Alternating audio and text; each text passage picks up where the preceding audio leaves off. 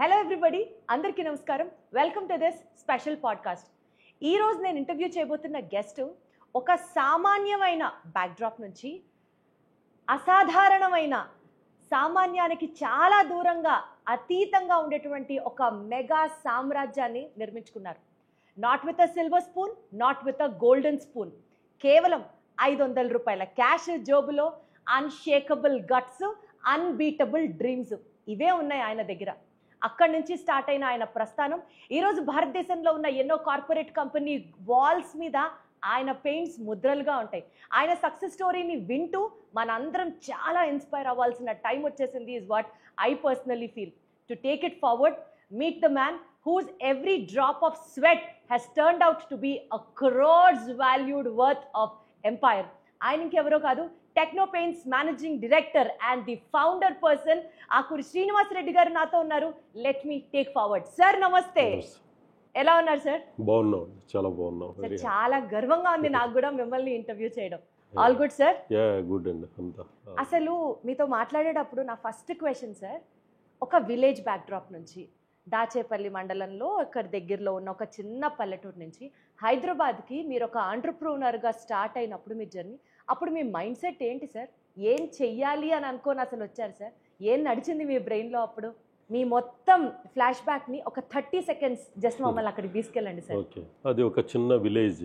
అక్కడ విలేజ్లో మాది ఒక అగ్రికల్చర్ ఫ్యామిలీ. మా ఫాదర్ ఒక అగ్రికల్చర్ రైతుగా ఉండేవారు. అక్కడి నుంచి నా ఎడ్యుకేషన్ కంప్లీట్ అయ్యాక నాకు చిన్నప్పటి నుంచి కూడా ఫ్యాషన్ ఉండేది. అంటే మా ఫ్యామిలీకి ఒక చిన్న బిజినెస్ ఉండేది. ఆ బిజినెస్లో ఏంటంటే మా బ్రదర్ చూసుకుంటూ ఉండేవాడు. అంటే ప్రతి ఇయర్ కూడా చాలా లాసెస్లో రన్ అవుతూ ఉండేది. అప్పుడు చిన్నప్పటి నుంచి నాకు అబ్జర్వేషన్ ఏంటంటే ఆ లాసెస్ అన్నీ కూడా నన్ను ఒక సక్సెస్ఫుల్ బిజినెస్ మ్యాన్గా తయారు చేయడానికి బాగా ఉపయోగపడింది నా కెరీర్కి, ఈరోజు నా కెరీర్కి. ఎందుకంటే మా ఫాదర్ బాగా స్ట్రగుల్ అయ్యేవాడు. మా బ్రదర్ చేసే బిజినెస్లో తను లాసెస్ బాగా ఎవ్రీ ఇయర్ లాసెస్లో కొంత ఎవ్రీ ఇయర్ పొలాలు అమ్ముకోవటం, దీనివల్ల కొంత లాసెస్ బాగా చూస్తూ ఉండేవాడు. దాన్ని నాకు చిన్న ఏజ్ నుంచి బాగా నేను అబ్జర్వ్ చేస్తూ వచ్చేవాడిని. ఎడ్యుకేషన్ మీద అంత నాకు ఇంట్రెస్ట్ కూడా ఉండేది కాదు. స్టార్టింగ్ చిన్న ఏజ్ నుంచి కూడా నాకు బిజినెస్ మీద ఎక్కువ ఇంట్రెస్ట్ ఉండేది. కాలేజీ కంప్లీట్ అయ్యాక నేను హైదరాబాద్లో కొన్ని ఆపర్చునిటీస్ కోసం హైదరాబాద్ వచ్చాను. హైదరాబాద్లో ఒక చిన్న కంపెనీలో ఒక సనత్ నగర్లో ఒక చిన్న కంపెనీలో వర్క్ చేసే ఒక శాండ్ మోసే వర్కర్గా స్టార్ట్ చేశాను నా కెరీర్ని. అక్కడ అది చేస్తూ కొన్ని మంత్స్ అక్కడ చేశాక తర్వాత నా బలమైన కోరిక ఏంటంటే మంచి బిజినెస్ మ్యాన్ అవ్వాలి, సక్సెస్ఫుల్ ఎంటర్ప్రెన్యూర్ అవ్వాలి అనే కోరిక. నా కెరీర్లో మంచి పొజిషన్కి వెళ్ళాలనేది ఆ కోరిక మాత్రం ఒకటి బలంగా ఉండేది నాకు. పెద్ద సొసైటీని చూడలేదు నేను, అప్పటికి పీపుల్స్ని పెద్దగా చూసింది కూడా లేదు. నా ఏజ్ వచ్చేసరికి అప్పటికి 18 years or 19 years ఉండేది. అంత బిజినెస్ చేయాలనే ఒక బలమైన కోరిక మాత్రం ఉండేది, అది ఒకటే ఉండేది నాకు. తర్వాత నాకు ఒక చిన్న ఆపర్చునిటీ లాగా అక్కడ దగ్గరలో ఒక ఎస్టీడీ బూత్ ఒకటి రన్ చేస్తుంటే ఒక ఫ్రెండ్ తను రన్ చేసుకోలేకపోతే దాన్ని నేను రెడ్డి తీసుకొని అది రన్ చేసుకుంటూ ఒక జాబ్ చేసుకుంటూ తర్వాత మళ్ళీ ఒక రైస్ బిజినెస్ కూడా తీసుకున్నాను 19 years ఏజ్ అప్పుడు. ఇవన్నీ చేసుకుంటూ వస్తున్నప్పుడు నాకు ఒక చిన్న ఇన్సిడెంట్ అయింది. ఆ ఇన్సిడెంట్లో మొత్తం మళ్ళీ జీరో అయిపోయాను. మొత్తం జాబు పోయింది, నెక్స్ట్ బిజినెస్ పోయింది, ఎస్టీడీ బూత్ పోయింది, నెక్స్ట్ బిజినెస్ 3 దెబ్బతిన్నాయి. అప్పటి వరకు నేను నా మైండ్లో ఒకటే ఉండేది, మంచి బిజినెస్ మ్యాన్ అవ్వాలన్న ఇంట్రెస్ట్ మాత్రం ఉండేది. అప్పటి వరకు ఇట్లా సొసైటీ పీపుల్స్ ఇట్లా ఉంటారు, ఇలాంటి సిచ్యువేషన్స్ వస్తాయి అనేది నాకు అసలు ఆ ఏజ్లో నాకు తెలియలేదు కూడా. Right sir. యాక్చువల్గా 1200 రూపాయలకి మీరు ఒక పెయింటింగ్ కంపెనీలో సూపర్వైజర్గా పనిచేయడం కానీ, మీరు అన్నట్లు ఎస్టీడీ బూత్ నడపడం కానీ, లేదా ఒక మెస్కి మీరు రైస్ సప్లై చేయడం, రైస్ బిజినెస్ చేయడం కానీ, ఇవన్నీ 18-19 yearsలో మీరు ఫేస్ చేశారు. అక్కడే ఎదురు దెబ్బలు తినడం కూడా స్టార్ట్ అయింది లైఫ్లో. యాక్చువల్లీ సార్, అంత యంగ్ ఏజ్లో వాల్యూస్ ఆఫ్ లైఫ్ మీకు ఏం తెలిసినాయి సార్ ఆ టైంలో? కొన్ని ఫేస్ చేయలేని ప్రాబ్లమ్స్ ఎదురయ్యాయి ఆ టైంలో నాకు. అంటే అప్పటి వరకు పీపుల్స్ ఇట్లా ఉంటారు, మోసం కూడా చేస్తారు అనే పీపుల్స్ ఇట్లా ఉంటారనేది నాకు అసలు ఐడియా లేదు అసలు నిజంగా. వాళ్ళని మనం సొసైటీలో ఇలాంటి క్యారెక్టర్స్ ఉంటాయని తెలియదు నాకు అప్పటి వరకు. అది నాకు లైఫ్లో బాగా సక్సెస్ అవ్వడానికి బాగా ఉపయోగపడింది. దాని నుంచి బాగా నేర్చుకోగలిగాను. రైట్. దాని నుంచి ఆ ఇన్సిడెంట్తో నేను చాలా నేర్చుకోగలిగాను. ఆ ఇన్సిడెంట్ వల్ల తర్వాత నా ఫ్యామిలీలో కానీ, నా రిలేషన్స్లో కానీ నాకున్న నాకున్న గుడ్ విల్ని ఎలా మళ్ళీ బ్యాడ్ అయ్యాననేది కూడా బాగా బాగా తెలుసుకోగలిగాను. దానివల్ల మా ఫాదరు నా ఫ్యామిలీ ఎంత సఫర్ అయ్యనేది చాలా సఫర్ అయ్యారనేది కూడా బాగా తెలుసుకోగలిగాను నా ఫ్రెండ్ సర్కిల్లో కానీ. మీరేమన్నా ఒక ఎథిక్స్ రూల్ పెట్టుకున్నారా సార్ లైఫ్లో? నేను ఎవరిని ఎప్పటికీ సపోజ్ చీట్ చేయకూడదు, బిజినెస్లో ఎథిక్స్ ఫాలో అవ్వాలి, ఇట్లాంటి రూల్స్ ఏమన్నా మీకు మీరు పెట్టుకున్నారా? బికాజ్ మిమ్మల్ని ఒకళ్ళు చీట్ చేశారు కాబట్టి ఆ టైంలో. నేను నా క్యారెక్టర్ని స్టార్టింగ్ నుంచి, అంటే అది బై మై ఫ్యామిలీ బ్యాక్గ్రౌండ్ నుంచి వచ్చిన క్యారెక్టర్ అది. మా ఫాదర్ చాలా జెన్యున్గా ఉండేవాడు, చాలా నిజాయితీగా, చాలా హానెస్ట్గా ఉండేవాడు. తన నుంచి కొన్ని మంచి క్యారెక్టర్ని అయితే డెవలప్ చేసుకోగలిగాను, అంటే నా విలేజ్లో కానీ నా ఫ్యామిలీ నుంచి కానీ. ఆ క్యారెక్టర్ వల్ల ఏమైందంటే దాన్ని నేను నెగిటివ్ షేడ్లో ఎప్పుడు తీసుకోలేదు. నాకు ఏది జరిగినా కానీ దాని నుంచి నేర్చుకోవాలి, దాని నుంచి నేర్చుకున్నాను కానీ దాన్ని సేమ్ నేను అప్లై చేయటం అనేది చేయలేదు ఏ రోజు కూడా. ఏ మనిషిని కూడా, ఏ పర్సన్ని కూడా ఇబ్బంది పెట్టాలి, బాధ పెట్టాలి, తన నుంచి చీట్ చేసి నేను డెవలప్ అవ్వాలనే ఆలోచనతో ఎప్పుడు లేను. నేను ఇవ్వగలిగింది ఇవ్వాలి, వాళ్ళకి ఇంకా మంచి చేయాలి, వాళ్ళకి చేసిన దాంట్లోంచి వాళ్ళు డెవలప్ అవ్వాలి, నేను నా కెరీర్కి కూడా డెవలప్ అవ్వాలనే ఆలోచనతో ఉండేవాడిని. ఫస్ట్ నా లైఫ్ని స్టార్ట్ చేసినప్పుడు నేను సక్సెస్ అవ్వాలని నా లైఫ్ని స్టార్ట్ చేశాను. నేను సక్సెస్ అవ్వాలి, నేను నిలబడాలి, నేను కొంత మనీ నేను చేసుకోవాలన్న దాంట్లో నేను స్టార్ట్ చేసిన నా కెరీరు. తర్వాత నా ఫ్యామిలీకి కావాలని తర్వాత అనుకున్నాను. తర్వాత నాతో ఉన్న పీపుల్స్ కావాలి, నాతో ఉన్న పీపుల్స్ అంతా హ్యాపీగా ఉండాలి, వాళ్ళకి నా మీద ఒక ట్రస్ట్ రావాలని పనిచేస్తూ వచ్చాను. ఈరోజు నా ఆలోచన కొంత టైము గడిచాక నాకు నా మైండ్లో జరుగుతుంది ఏంటంటే, టోటల్ పీపుల్స్ అంటే ఈ నేషన్కి కూడా ఒక మంచి సర్వీస్ పార్ట్నర్గా నేను ఎందుకు డెవలప్ చేయకూడదనే ఒక ఆలోచనతో నేను ముందుకెళ్తూ వస్తున్నాను అనమాట. Hats off sir, hats off sir. అయితే 2001లో మీరు టెక్నో పెయింట్ స్టార్ట్ చేశారు. అప్పటికి మ్యానుఫ్యాక్చరింగ్ యూనిట్స్ అన్నది ఐడియాలో లేదు. సో అసలు ఈ మ్యానుఫ్యాక్చరింగ్ ప్లాంట్ కూడా మనమే స్టార్ట్ చేయాలి అన్నది when did it come to picture? యాక్చువల్గా నాకు ఆ ఇన్సిడెంట్ జరిగాక, ఆ ఇన్సిడెంట్ 96 or 97లో జరిగింది. ఆల్మోస్ట్ 97లో మళ్ళీ విలేజ్ వెళ్ళి తర్వాత మళ్ళీ హైదరాబాద్ వచ్చాను. నేను హైదరాబాద్ వచ్చినప్పుడు మళ్ళీ మా ఫాదర్కి చెప్పకుండా ఒక 500 రూపీస్ తీసుకొని ఒక లారీ ఎక్కేసి హైదరాబాద్ వచ్చాను. నేను 500 తీసుకొని వచ్చేసాను ఇక్కడికి. ఎందుకంటే తను అక్కడ అడ్జస్ట్ అవ్వలేకపోయాను. ఎందుకంటే నా లైఫ్లో సక్సెస్ అవ్వాలన్న బలమైన కోరిక ఏం చేసిందంటే, ఒక విలేజ్ నుంచి నువ్వు బయటికి రావాలి, బయటికి వస్తేనే నువ్వు నీ కెరీర్లో మంచి పొజిషన్కి వెళ్ళగలుగుతావని నేను ముందు చూసి వచ్చాను. కాబట్టి అక్కడ కొంచెం ముందే చూసి వచ్చి అక్కడ ఉండలేకపోయాను నేను. మళ్ళీ హైదరాబాద్ వచ్చాక మళ్ళీ జాబ్ని సెట్ చేస్తున్నప్పుడు ఏంటంటే, మా ఒక రిలేషన్ తెలిసిన ఒక కజిన్ దూర ఒక పెయింటింగ్ సూపర్వైజర్గా ఒక ఆపర్చునిటీ వచ్చింది నాకు అక్కడ. సరే చూద్దాం, ట్రై చేద్దాం. నాకు పెయింటింగ్ అంటే తెలియదు యాక్చువల్గా కూడా. అప్పటి వరకు పెయింట్ అంటే అసలు నాకు ఐడియా కూడా లేదు. ఒక పెయింటింగ్ సూపర్వైజర్గా అరవింద ఫార్మాలో ఒక సూపర్వైజర్గా నా కెరీర్ స్టార్ట్ చేశాను.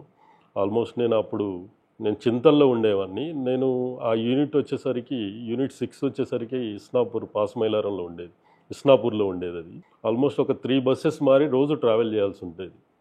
అక్కడ ఒక సూపర్వైజర్ జాయిన్ అయినా, ఒక 1500 రూపీస్ శాలరీకి అక్కడ జాయిన్ అయ్యాను. అక్కడ జాయిన్ అయ్యానే కానీ నా మనసులో ఒక గట్టి ముందు నుంచి కొన్ని బిజినెస్ చేయాలి, నాకంటూ ఒక మంచి కెరీర్ ఉండాలి, మంచి పొజిషన్కి రావాలనేది బలమైన కోరిక ఏం చేసిందంటే, నేను ఎక్కడా కూడా ఎక్కువ కాలం నేను నిలబడినివ్వలేదు. ఎందుకంటే అక్కడికి వెళ్ళాక కూడా అక్కడికి వెళ్ళినాక నా మైండ్లో ఒక థాట్ అయితే వచ్చింది. ఎందుకో తెలియదు కానీ అది ఎందుకు వచ్చిందో తెలియదు. ఆ థాట్ ఈరోజు ఈ పొజిషన్కి రావడానికి మెయిన్ రీజన్ అనుకుంటున్నాను. ఏంటంటే, అది అక్కడ జరుగుతున్నప్పుడు అంటే పెయింట్స్ అంటే అప్పటి వరకు ఒక లైమ్ అనేది తెలుసు మనకి, ఇన్ని రకాలైన పెయింట్స్ ఉంటాయని అప్పటి వరకు నాకు కూడా తెలియదు. ఆ ఫ్యాక్టరీకి వెళ్ళి ప్రొడక్ట్ అండ్ అప్లికేషన్ చేస్తున్నప్పుడు నాకు చాలా ఎక్స్పీరియన్స్ వచ్చింది. ఆ ఎక్స్పీరియన్స్ ఏంటంటే, ప్రతిరోజు కూడా నేను తీసుకున్న ప్రోడక్ట్ ఎంత తీసుకున్నాను, దాన్ని ఎంత కాస్ట్ అవుతుంది, నెక్స్ట్ లేబర్ కాంపోనెంట్ ఎంత అవుతుందని ఆ క్యాలిక్యులేషన్ ఎవ్రీడే నా డైరీలో రాసుకోవడం స్టార్ట్ చేశాను ఆ రోజు. ఇది నా కెరీర్కి ఒక మంచి పొజిషన్ తయారు చేయడానికి ఉపయోగపడుతుందని అనిపించింది. ఎందుకు అనిపించింది తెలియదు. అప్పటికి బిల్డింగ్స్లో పెయింట్స్లో కూడా అంత అవేర్నెస్ లేదు. అది కూడా ఒక ఇండస్ట్రీలో కాబట్టి, ఒక ఫార్మాలో కాబట్టి అంత క్వాలిటీ పెయింట్స్ అండ్ చాలా ఇండస్ట్రియల్ పెయింట్స్ యూజ్ చేయడం జరిగింది. కానీ బయట అప్పటికి ఇండస్ట్రీ అంత చిన్న ఇండస్ట్రీ, వెరీ స్మాల్ ఇండస్ట్రీ అప్పటికి. ఇది నా కెరీర్కి మంచి ప్లాట్ఫామ్ తయారు చేసిద్దని ఆ రోజే నేను నమ్మాను. నేను చేసిన క్యాలిక్యులేషన్ ఆ రోజే నేను ఒకటి అనుకున్నాను, ఫ్యూచర్లో నేను ఒక పెద్ద పెయింట్ ఇండస్ట్రీ అయితే నేను పెట్టగలుగుతాను. ఆ రోజే నేను అనుకున్నాను. ఆ రోజే చూశాను ఒక పెద్ద ఇండస్ట్రీ, ఈ కంట్రీలోనే ఒక బిగ్ ఇండస్ట్రీ చేయబోతున్నాను నేను నమ్మాను ఆ రోజు, చిన్న సూపర్వైజర్గా.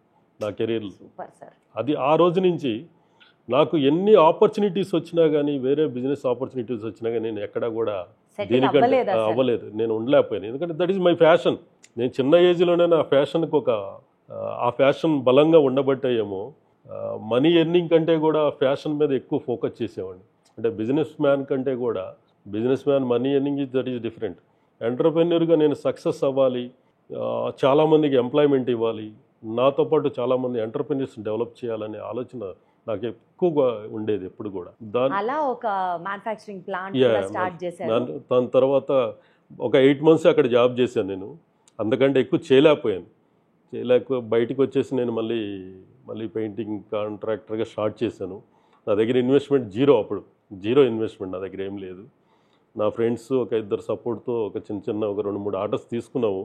ఫస్ట్ ఇయర్ కొంచెం బిజినెస్ చేయాలని ఇంట్రెస్ట్ ఉంది, కానీ బిజినెస్ చేసేటప్పుడు నేను మొత్తం వర్క్ నేర్చుకున్నాను, మొత్తం నేర్చేసుకున్నాను, ప్రొడక్ట్ ఎక్స్పీరియన్స్ అంతా వచ్చేసి అనుకొని కాంట్రాక్ట్ స్టార్ట్ చేసాం, కానీ 3 కాంట్రాక్ట్లో లాసెస్ వచ్చాయి. 3 స్టార్టింగ్ ఇయరే.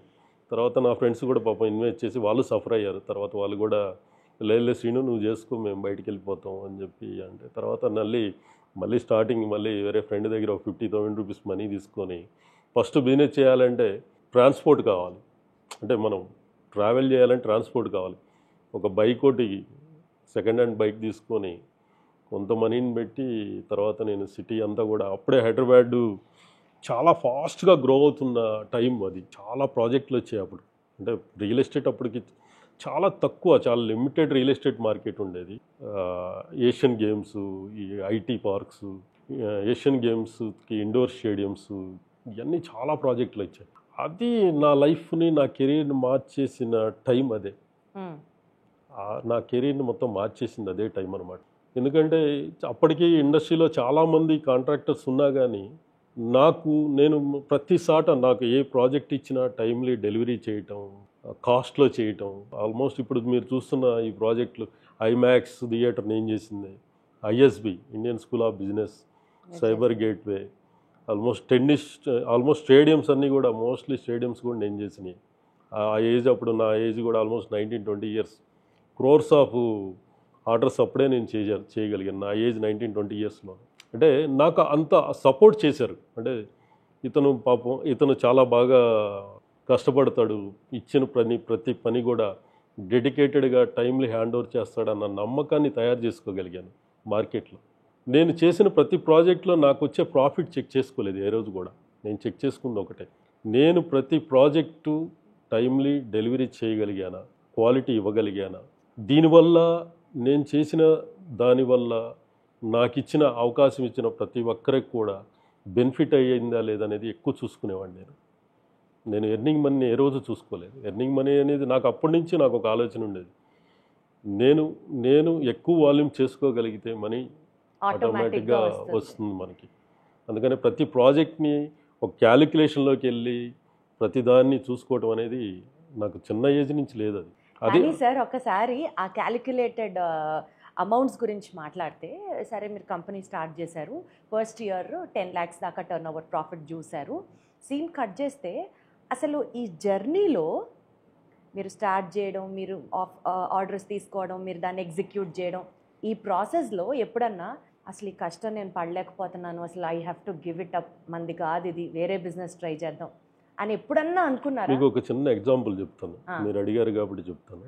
నేను స్టేడియంస్ చేసేటప్పుడు మన ఎల్బీ స్టేడియంలో ఒక టెన్నిస్ స్టేడియం కన్స్ట్రక్షన్ చేశారు. ఆ టైంలో ఏంటంటే ఇనాగ్రేషన్కి చాలా టైం తక్కువ ఉంది. అప్పుడు టెన్నిస్ స్టేడియం వచ్చేసరికి న్యూ స్టేడియం, అది దాని లోపల ఓల్డ్ స్టేడియంస్ ఉండేవి. ఒకటి ఎల్బీ స్టేడియం లోపల, ఇంకోటి ఎల్బీ స్టేడియం ఒకటి ఉండేది, పాత స్టేడియం ఒకటి ఉండేది, ఇంకోటి ఇన్సైడ్ ఇంకోటి బాక్సింగ్ స్టేడియం ఒకటి ఉండేది. నేను కాంట్రాక్టర్ దగ్గర టెన్నిస్ స్టేడియం కాంట్రాక్ట్ తీసుకొని చేస్తున్నాను. ఈ 2 స్టేడియంస్ కూడా నాకు ప్రెజర్ వచ్చింది. అక్కడ ఉన్న డిపార్ట్మెంట్ ఏంటంటే అక్కడ ఉన్న కాంట్రాక్టర్ చెప్పి ప్రెజర్ చేశారు. నాకు 1 weekలో ఈ ఎల్బీ స్టేడియము, బాక్సింగ్ స్టేడియం కూడా నాకు కంప్లీట్గా పెయింట్ చేసి ఇవ్వమని అడిగారు డిపార్ట్మెంట్. ఆ టైంలో ఏంటంటే చాలామంది కాంట్రాక్టర్స్ని పిలిచారు. 5 days or 1 week టైమే ఉంది ఈ స్టేడియంస్ కంప్లీట్ చేసాం. ఎందుకంటే బాక్సింగ్ స్టేడియం వచ్చేసి మీకు ఏషియాలోనే అదొక ఇంతవరకు దానికి ఒక పిల్లరు కాలం ఒక పిల్లర్ సపోర్ట్ లేకుండా ఒక యూనిక్ మోడల్ యూనిక్ మోడల్ ఎప్పుడు 1950s కట్టిన స్టేడియం అది. దాన్ని పెయింట్ చేయడం చాలా కష్టం. ఆల్మోస్ట్ 100 ఫీట్ హైట్ ఉంటుంది. మనకి దాన్ని పెయింట్ చేయడం చాలా కష్టం, చాలా టైం కూడా చాలా తక్కువ ఉంది. చాలామంది అడ్జస్టింగ్ ఓల్డ్ కాంట్రాక్టర్స్ అని పిలిచి వాళ్ళు అడిగారు చేయించగలుగుతావా అని, చాలామంది ట్రై చేశారు. లాస్ట్కి ఎవరు కూడా చేయలేమని చెప్పారు. నేను ఒకరోజు అలాగే కూర్చున్నాను బాక్సింగ్ స్టేడియం ముందు నైట్ ఈవినింగ్ పూట 6 o'clock నా దగ్గరికి వచ్చింది ఆ న్యూస్, ఇట్లా చేయలేకపోతున్నారు, టైం లేదు మనకేమో, ఎందుకంటే టైమ్లీ కంప్లీట్ కావాలి, ఏషియన్ గేమ్స్ దగ్గరికి వస్తున్నాయి. నేను ఒకరోజు ఈవినింగ్ 6 o'clock ఆ స్టేడియం ముందు కూర్చొని ఆలోచిస్తున్నాను. నా దగ్గర ఉన్న మేజర్ కాంట్రాక్టర్లు అంటే మేస్త్రీలు కాంట్రాక్టర్లు ఉంటారు కదా, పిలిచి అడిగి ఇది ఎలా చేయగలుగుతాం ఒకసారి చెప్పండి అని అడిగితే ఎవరు కూడా సార్ కష్టం సార్, ఇది చేయలేము, దీనికి ఇప్పటికిప్పుడు దీనికి కనీసం సపోర్ట్స్ కూడా లేవు, మనం కాంట్రాక్ట్ చేయలేము అని చెప్పి వాళ్ళందరూ కూడా ఇది చేశారు. ఎవరు చేయలేమంటే నేను ఒకటే బలంగా నమ్మాను, ఎవరు చెయ్యలేనిది మనం చేయాలి లైఫ్లో. మనం ఎవరు చేయలేనిది మనం చేస్తేనే మనం ఆ పొజిషన్కి వెళ్ళగలుగుతాం, అంతే కదా. మనం ఎవరు చేయలేనిది మనం చేయగలిగితేనే మనకంటూ ఒక రికగ్నిషన్ వస్తుందనే ఆ రోజే నేను బాగా బలంగా నమ్మాను అదని. నేను ఒకటే చెప్పాను వాళ్ళకి, నెక్స్ట్ డే నుంచి వర్క్ స్టార్ట్ అవుద్దండి అని చెప్పారు. నెక్స్ట్ డే నుంచి వర్క్ స్టార్ట్ అవుద్దని చెప్పాను. ఇంకోటి ఏంటంటే పీపుల్స్ అంతా తిరుగుతుంటారు కాబట్టి డే టైంలో చేయలేము అది. నేనేం చేశానంటే మా టీం అందరికీ బాగా మోటివేట్ చేసి రాణిగంజ్ వెళ్ళేసి అప్పటి వరకు మీ మిషన్స్ లేవు, పవర్ స్పేర్లు, మనం యాక్చువల్గా పొలాల్లో కొట్టే పవర్ స్పేర్లు ఒక 10 పవర్ స్పేర్లు తెప్పించేసి 4 నైట్స్లో LB stadium and boxing stadium power స్పేర్లు తీసుకొని మొత్తం పవర్ స్పేర్లు అంటే పెద్ద పెద్ద గన్నులు తీసుకొని 4 daysలో నేను చేసిస్తే డిపార్ట్మెంట్ అంతా 4 days తర్వాత డిఈసి ఏఈ వీళ్ళంతా వచ్చి ఆశ్చర్యపోయారు, ఇది ఒక వండర్, అసలు ఎలా చేయగలిగాడు, ఎవరు చేయగలిగాడు అని చెప్పి ఆ రోజే అప్రిషియేట్ చేశాను. ఇలాంటి ఛాలెంజెస్ నా కెరీర్లో చాలా చేసుకుంటూ వచ్చాను. ప్రతి ప్రాజెక్ట్ని కూడా ఛాలెంజెస్ని మీరు నిజంగా ఛాలెంజ్ లానే తీసుకున్నారు తప్ప గివప్ చేయాలి అన్న థాట్ అసలు మీ మైండ్లో ఎప్పుడు రాదన్నమాట. అయితే అంతేనా? నేను యాక్సెప్ట్ చేయను ఏది కూడా, అది అవుతుందని బలంగా నమ్ముతాను, ఏదైనా చేయగలుగుతామని మాత్రం నమ్ముతాను. ఇది కూడా అవ్వందాన్ని మనం చేస్తేనే మనం మన లైఫ్లో మనం ఒక అచీవ్మెంట్ ఉంటుంది కదా. Right sir. అయితే ఏదైనా నేను చేయగలను అని అనుకున్న టైంలో కొన్నిసార్లు రిస్క్లుగా కూడా సిచ్యువేషన్స్ మారే అవకాశాలు ఉంటాయి. ప్రాబబుల్లీ బ్యాడ్ ఇన్వెస్ట్మెంట్ అవ్వచ్చు, లేదా ఆ టైంలో తీసుకున్నటువంటి రాంగ్ డెసిషన్స్ వల్ల కావచ్చు, వాట్ ఎవర్. అప్పటి వరకు మీరు నిర్మించుకున్న ఆ సామ్రాజ్యం అంతా కూలడం స్టార్ట్ అయింది. ఇన్ ద సెన్స్ అప్పులు పాలవ్వడం, అందరికీ మళ్ళీ మీరు స్క్వేర్ జీరోకి వచ్చేసారు అని ప్రచారం జరగడం. ఈ ఫేజ్లో సార్ మీకు మీరు ఏం చెప్పుకున్నారు? ఎమోషనల్గా మళ్ళీ ఫైనాన్షియల్గా బౌన్స్ బ్యాక్ అవ్వాలి అని అంటే what was your state of mind then? ఎంత రెసిలియంట్గా మీరు ముందుకొచ్చారు చెప్పండి. How did that transformation happen? నేను ఈ సక్సెస్ అవుతున్నప్పుడు అంటే ఇట్లా ప్రాజెక్టులు చేసుకుంటూ వస్తున్నప్పుడు ఏమైందంటే ఇండస్ట్రీ అంతా ఒక సైడ్ ఉంది, పెయింట్ ఇండస్ట్రీ అంతా ఒక సైడ్ ఉంది, నేను ఇంకో సైడ్ ఉన్నాను. అప్పటికే మేజర్ కంపెనీస్, మెయిన్ కంపెనీస్ అంతా కూడా రీటైల్ సెగ్మెంట్లో అంటే B2Cలో వాళ్ళు బాగా సక్సెస్ఫుల్గా కంట్రీ అంతా కూడా చేసుకుంటూ వెళ్తున్నారు. నాకేంటంటే నేను చేస్తున్న దగ్గర నుంచి ఏమైందంటే నాకు అప్పటికి ఒక బలమైన కోరిక వచ్చేసింది, నేను కూడా ఆ కంపెనీస్ లాగా ఆ లెవెల్కి వెళ్ళాలన్న మైండ్లో ఒక బలంగా మళ్ళీ ఇంకొక థాట్ ప్రాసెస్ స్టార్ట్ అయింది.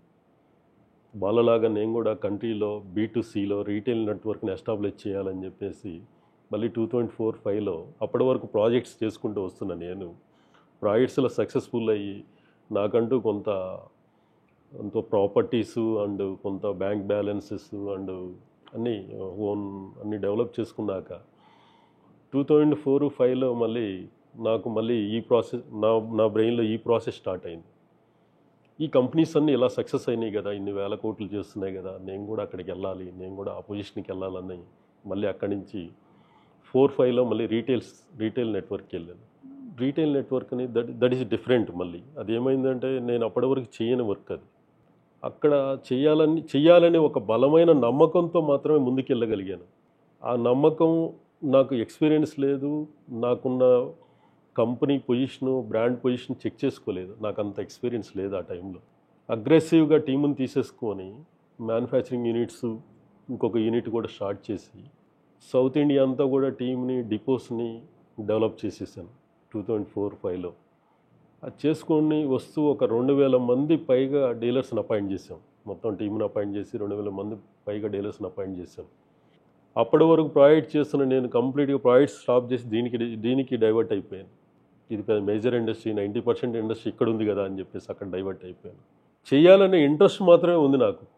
ఆ సెగ్మెంట్లోకి వెళ్ళాలి, నేను సక్సెస్ అవ్వాలి, వాళ్ళలాగా నేను కూడా మంచి పొజిషన్కి వెళ్ళాలి, నా బ్రాండ్ వాల్యూని కూడా అక్కడికి తీసుకెళ్ళాలి, నా ప్రొడక్ట్ని కూడా ఆ సెగ్మెంట్లోకి తీసుకెళ్ళి రీటైల్ని నెక్స్ట్ లెవెల్కి తీసుకెళ్ళాలన్న ఇదిలో వెళ్ళిపోయాను నేను. ఆ టైంలో నాకున్న బ్యాంకర్స్ సపోర్ట్ కావచ్చు, ఫైనాన్స్ నా ఓన్ క్యాపిటల్ కానీ ఇవన్నీ కూడా బాగా సపోర్ట్ చేసాయి. అట్లా చేస్తూ ఒక 2-3 ఇయర్స్ నేను చేశాక ఏమైందంటే అది అక్కడ జరిగిన ప్రాబ్లం, అక్కడ జరిగిన మిస్టేక్ ఏంటంటే నాకు అంతా కొత్త, అదంతా కూడా అంతా టీం మీద డిపెండ్ అయ్యి చేశాను. కంప్లీట్గా సేల్స్ అండ్ మార్కెటింగ్ టీం మీద డిపెండ్ అయ్యి చేసుకుంటూ వచ్చాను. ఎందుకంటే వాళ్ళని మీద డిపెండ్ అయ్యి మొత్తం డీలర్స్కి మెటీరియల్ డంప్ చేయటం, తర్వాత అది పేమెంట్స్ రికవరీ అవ్వకపోవటం, తర్వాత బ్యాంక్స్లో కొన్ని ఇయర్స్కి ఏమైపోయిందంటే అవి మన కాడ ఉన్న వర్కింగ్ క్యాపిటల్ అంతా డైవర్ట్ అయిపోయింది, B2Cకి వెళ్ళిపోయింది, రీటైల్కి వెళ్ళిపోయింది. అక్కడి నుంచి ఎట్టి పరిస్థితుల్లో నాకు ఏ సపోర్ట్ దొరకలేదు, టైమ్లీ కలెక్ట్ చేయలేకపోయారు. తర్వాత టీం కూడా వాళ్ళ మీద ప్రెజర్ అప్లై చేస్తే వాళ్ళు జాబులు మానేసి రిజైన్ చేసి వెళ్ళిపోవటం, డిస్టర్బ్ అయిపోయింది. మొత్తం 3-4 ఇయర్స్లో మొత్తం కంప్లీట్గా నేను 97 నుంచి 2004-05 వరకు నేను చేసుకున్న నా సామ్రాజ్యం మొత్తం మళ్ళీ కంప్లీట్గా జీరో అయిపోయింది. జీరో అవ్వటం, నెక్స్ట్ డెట్ కూడా బ్యాంకుల నుంచి డెట్, వెండర్స్ నుంచి డెట్ పెరిగిపోయింది, బాగా డెట్ పెరిగిపోయింది. నాకు చాలా సఫర్ అయ్యాను అనమాట. దగ్గర ఒక 25 కోట్ల అప్పు, ఆల్మోస్ట్ 20-25 crores వరకు డెట్ వచ్చింది. బ్యాంక్స్ కానీ, నా private investments and private finance కావచ్చు, వెండర్స్ క్రెడిట్స్ కావచ్చు, ఇవన్నీ కూడా ఆల్మోస్ట్ 25 crores వరకు డెట్ అయిపోయింది. నాకు ఇప్పటికీ కొన్ని అసెట్స్ ఉన్నాయి నా దగ్గర, కొన్ని అసెట్స్ అంటే కొన్ని ఉన్నాయి కాబట్టి కొంత నేను ఆ టైంలో నేను ఏం చేశానంటే మళ్ళీ 2009 వరకు 2008 వరకు బాగా సఫర్ అయ్యాను. తర్వాత 2008 నుంచి 9 వరకు బాగా బ్యాడ్ టైం, చాలా బ్యాడ్ టైం. ఒక 1 year పాటు ఆల్మోస్ట్ ఒక 1 year నిద్రపోలేదంటే నమ్ముతారో లేదో మీరు. 1 year అయితే నేను ఆల్మోస్ట్ నిద్ర లేదు నాకు ఒక 1 year.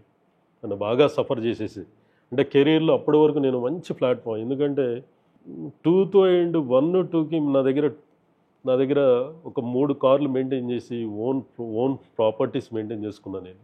అప్పటికి 2001 అంటే పెద్దగా హైదరాబాద్లో పెద్దగా కార్లు కూడా అంత కార్ కల్చర్ కూడా అంత లేదు. అప్పటికే నా దగ్గర 3 కార్లు. ఏం కార్లు ఉండేవి సార్ అప్పట్లో? నా దగ్గర అప్పుడు ఒకటి ఫోర్ట్ ఎండీవర్, ఒకటి స్కోడా, ఒకటి స్విఫ్ట్, 3 కార్లు మెయింటైన్ చేశాను అప్పుడు 2001లో. అప్పటికి రియల్ ఎస్టేట్ లేదు. యాక్చువల్గా చెప్పాలంటే రియల్ ఎస్టేట్ అప్పుడప్పుడే స్లోగా స్టార్ట్ అవుతుంది. అలాంటి సిచ్యువేషన్లో నన్ను కొంచెం ఇబ్బంది అనిపించింది, కానీ నాలో ఎప్పుడు కూడా అది ఏమంటారు ఆ డెడికేషన్ నన్ను ఎప్పుడు కూడా నన్ను కిందకి తీసుకెళ్ళలేదు. ఎప్పుడు కూడా ఆ ఇల్లు, కార్లు అన్నీ అప్పుడు అమ్మేయాల్సి వచ్చిందా? మొత్తం ప్రాపర్టీస్, నేను ఉన్న ప్రాపర్టీని మళ్ళీ 9-10-9లో అమ్మేసి సేమ్ కమ్యూనిటీలో నేను మళ్ళీ రెంట్కున్నాను. చాలా బాగా చేసుకున్న ప్రాపర్టీని, సొంత ఇల్లు మొత్తం అమ్మేసి మళ్ళీ ఏం చేశానంటే మళ్ళీ అక్కడే కమ్యూనిటీలో రెంట్కున్నాను. కానీ కొంచెం నా ఫ్యామిలీకి కొంచెం ఇబ్బంది అనిపించింది, కానీ నాకైతే ఇబ్బంది అనిపించలేదు. ఎందుకంటే నా ఆలోచన ఒకటి ఉండేది ఎప్పుడు, అది అమ్మి ఈరోజు ఇక్కడికి వచ్చాం, రేపు మళ్ళీ నేను ఇంకా దీనికంటే పెద్దది తీసుకోగలుగుతాను నమ్మకం నాకు ఎప్పుడు ఉండేది. ఇదంతా కూడా కెరీర్లో ఎప్పుడు కూడా సక్సెస్ ఫెయిల్యూర్స్ రెండు ఉంటాయనేది నేను ఎప్పుడు నమ్ముతుండేవాడిని.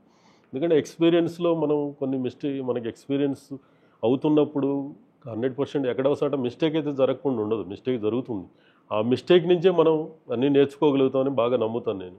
అందుకనే ఒక ప్రాపర్టీ అమ్మినా కానీ రేపు దీనికంటే ఎన్నో టైమ్స్ పెద్ద ప్రాపర్టీ నేను కొనగలుగుతామని నమ్మకం నాకు ఎక్కువ ఉండేది. ఒక 2 years నిజంగా చెప్తున్నానండి, నిజంగా చాలామంది అంటారు కదా, కింద పడ్డప్పుడు నాకు ఎవరు సపోర్ట్ చేయలేరు, చాలామంది దూరం అయిపోయారు, ఇవన్నీ చెప్తుంటారు కదా, చాలామంది చెప్తుంటారు. నేను ఆ మాటలను ఎప్పుడు నేను అగ్రీ చేయను. ఎందుకు చెప్తున్నానంటే, అది ఇంత పెద్ద సొసైటీలో మంచి చెడు రెండూ ఉంటాయండి. మంచి చెడు రెండూ ఉంటాయి. ఈ రెండు జరిగినప్పుడు, ఈ మంచి చెడు ఉన్నప్పుడు నీతో సక్సెస్ అయినప్పుడు నీతో ఉంటారు, నీతో కొంచెం ఇబ్బంది, నీ దగ్గర నుంచి కొంచెం పెయిన్ వచ్చినప్పుడు నువ్వు ఎందుకు ఎక్స్పెక్ట్ చేస్తున్నావు అండి? నీతో ఉండాలని ఎందుకు కోరుకుంటున్నాను? నువ్వు పెయిన్ ఇచ్చావు కదా, నువ్వు వాడికి ఏదో పెయిన్ ఇస్తేనే కదా నీకు దూరం అయింది వాళ్ళు. దాన్ని నువ్వు ద్వేషంగా మార్చుకోవాల్సిన అవసరం లేదు కదా. సొసైటీలో పీపుల్స్ని నేను చూశానండి. అది నేను నా కెరీర్లో నేను చూశాను.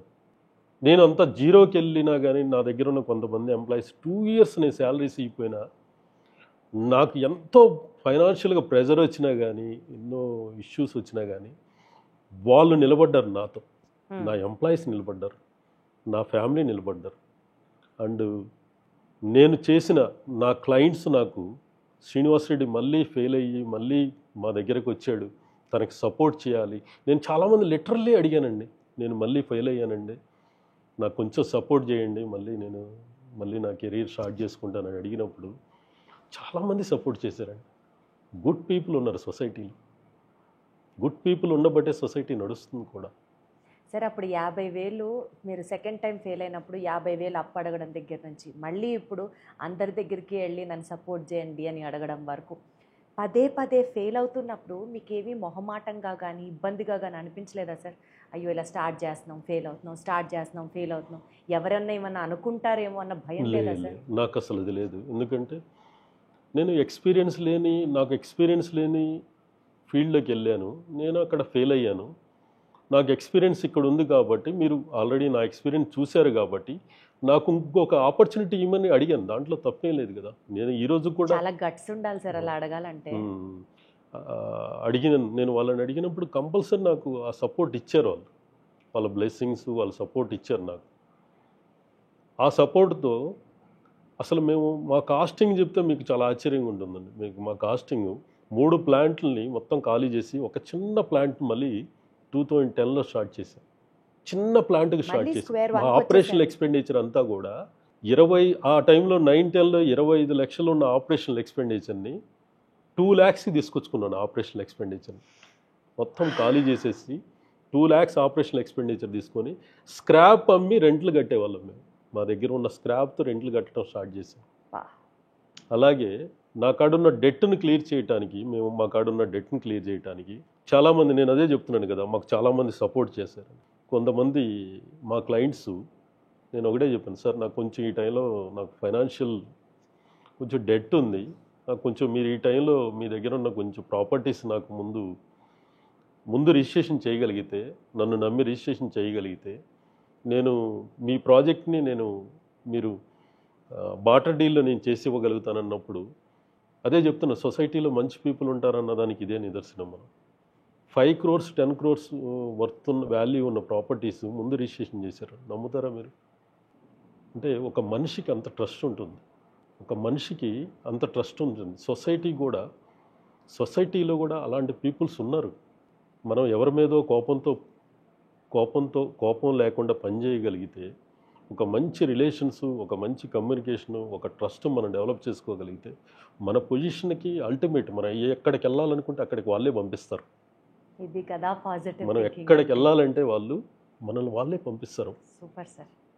సార్, ఓవరాల్గా చూసుకుంటే ఒక పెయింటింగ్ షాప్లో సూపర్వైజర్ దగ్గర నుంచి మొదలైన మీ ప్రస్థానం ఈరోజు ఒక ఆంటర్ప్రూనర్గా, ఒక సక్సెస్ఫుల్ ఇండస్ట్రియలిస్ట్గా మీరు ఎదగగలిగారు అని అంటే మీ బిజినెస్ స్ట్రాటజీ ఏంటి సార్?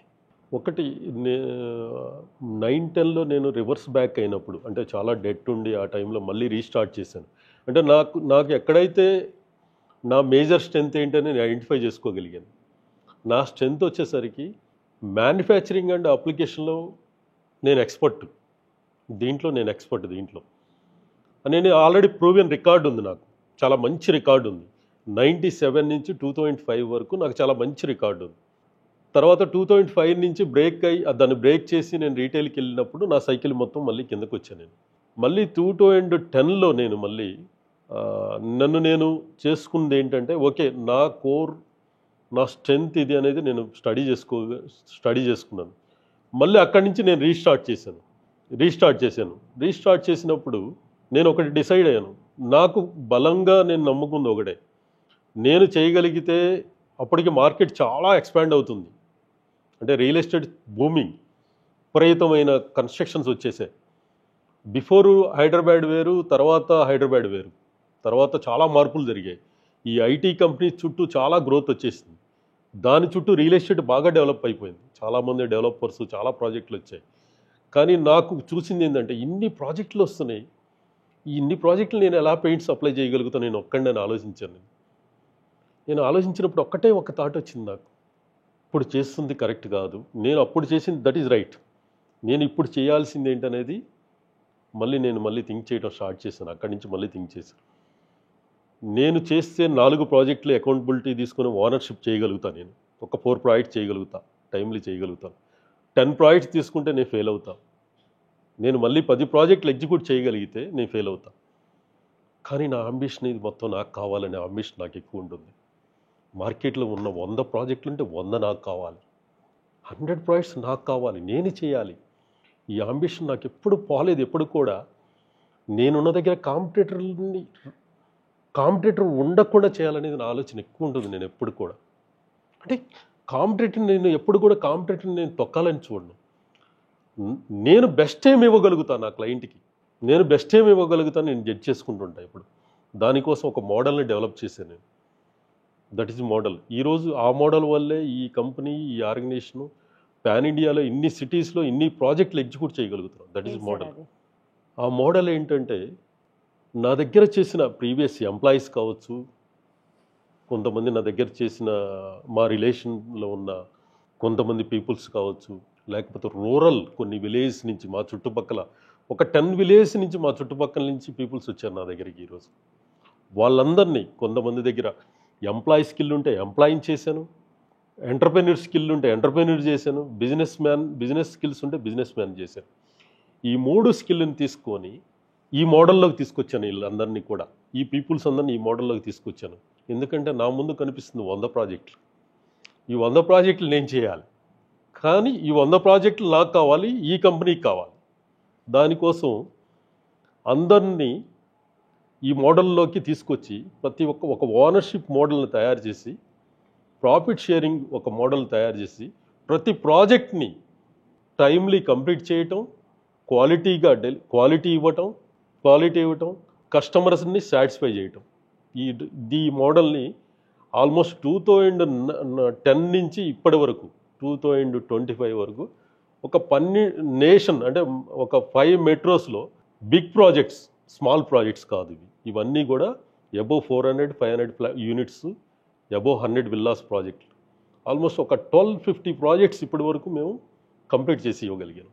మోర్ దాన్ 50 పీపుల్స్ని ఎంటర్ప్రెన్యూర్స్ని చేశాను నేను ఈరోజు. నేను క్లియర్గా, నేను గ్రేట్గా చెప్తాను దాన్ని. నేను ఒకటి గ్రేట్గా నేను ఫీల్ అవుతాను. నేను బిజినెస్ మ్యాన్గా ఎప్పుడు నేను ఆలోచించలేదు, ఎర్నింగ్ మనీ గురించి నేను ఎప్పుడు ఆలోచించలేదు. My ambition is different. Business man లాగా ఆలోచించి డబ్బును దాచుకుందాం అన్న మెంటాలిటీ నాది కాదు. సంపాదించిన మనీ దాంట్లో పెట్టేయాలి, మళ్ళీ ప్రొడక్ట్ని డెవలప్ చేయాలి, దీంట్లోకి చాలామందిని అలైన్ చేసి ఎంటర్ప్రెన్యూర్స్ని డెవలప్ చేయటం, ఎంప్లాయ్మెంట్ ఇవ్వటం, నెక్స్ట్ ఈ నేషన్కి ఒక సర్వీస్ చేయటం అనే ఒక మేజర్ రెస్పాన్సిబిలిటీ తీసుకోగలిగాను. స్టార్ట్ చేసినప్పుడు నా కెరీర్ నేను బతకడానికి చేశాను. పెళ్లి చేసుకున్నప్పుడు నా ఫ్యామిలీని బతకడానికి చేపిస్తాను. నా దగ్గర ఎంప్లాయ్మెంట్ ఇచ్చినప్పుడు ఎంప్లాయీస్ని ఎంప్లాయీస్ కోసం పనిచేశాను. Today my thinking is different.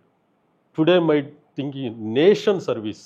నేషన్లో ఉన్న ఎంతోమంది పీపుల్స్కి ఈరోజు మనం చూస్తే టాటా, బిర్లాలు వాళ్ళు వారసత్వం ఏమి ఇచ్చిపోయారు మనకి?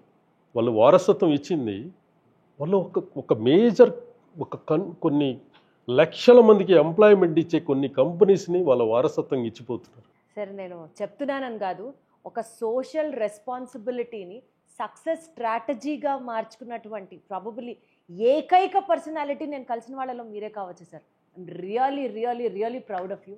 అండ్ ఈ రకంగా అంటే నేను బాగుపడాలి, నేను డబ్బులు సంపాదించుకోవాలి, నేను ఇంకా కోట్లు బిజినెస్ చేయాలి అని అనుకునే వాళ్ళని సహజంగా మనం వింటూ ఉంటాం. పక్కన వాడు ఎదగాలి, వాడితో పాటు నేను ఎదగాలి, తిరిగి మనం ఏదన్నా సొసైటీకి చేయాలి, అదే నా స్ట్రాటజీ అని అనుకునే వాళ్ళు maybe this is the real success strategy one has to follow ఏమో అనిపిస్తుంటుంది. ఇదేనా సార్ మేబీ మీ డిస్టింగ్విషింగ్ ఫ్యాక్టర్?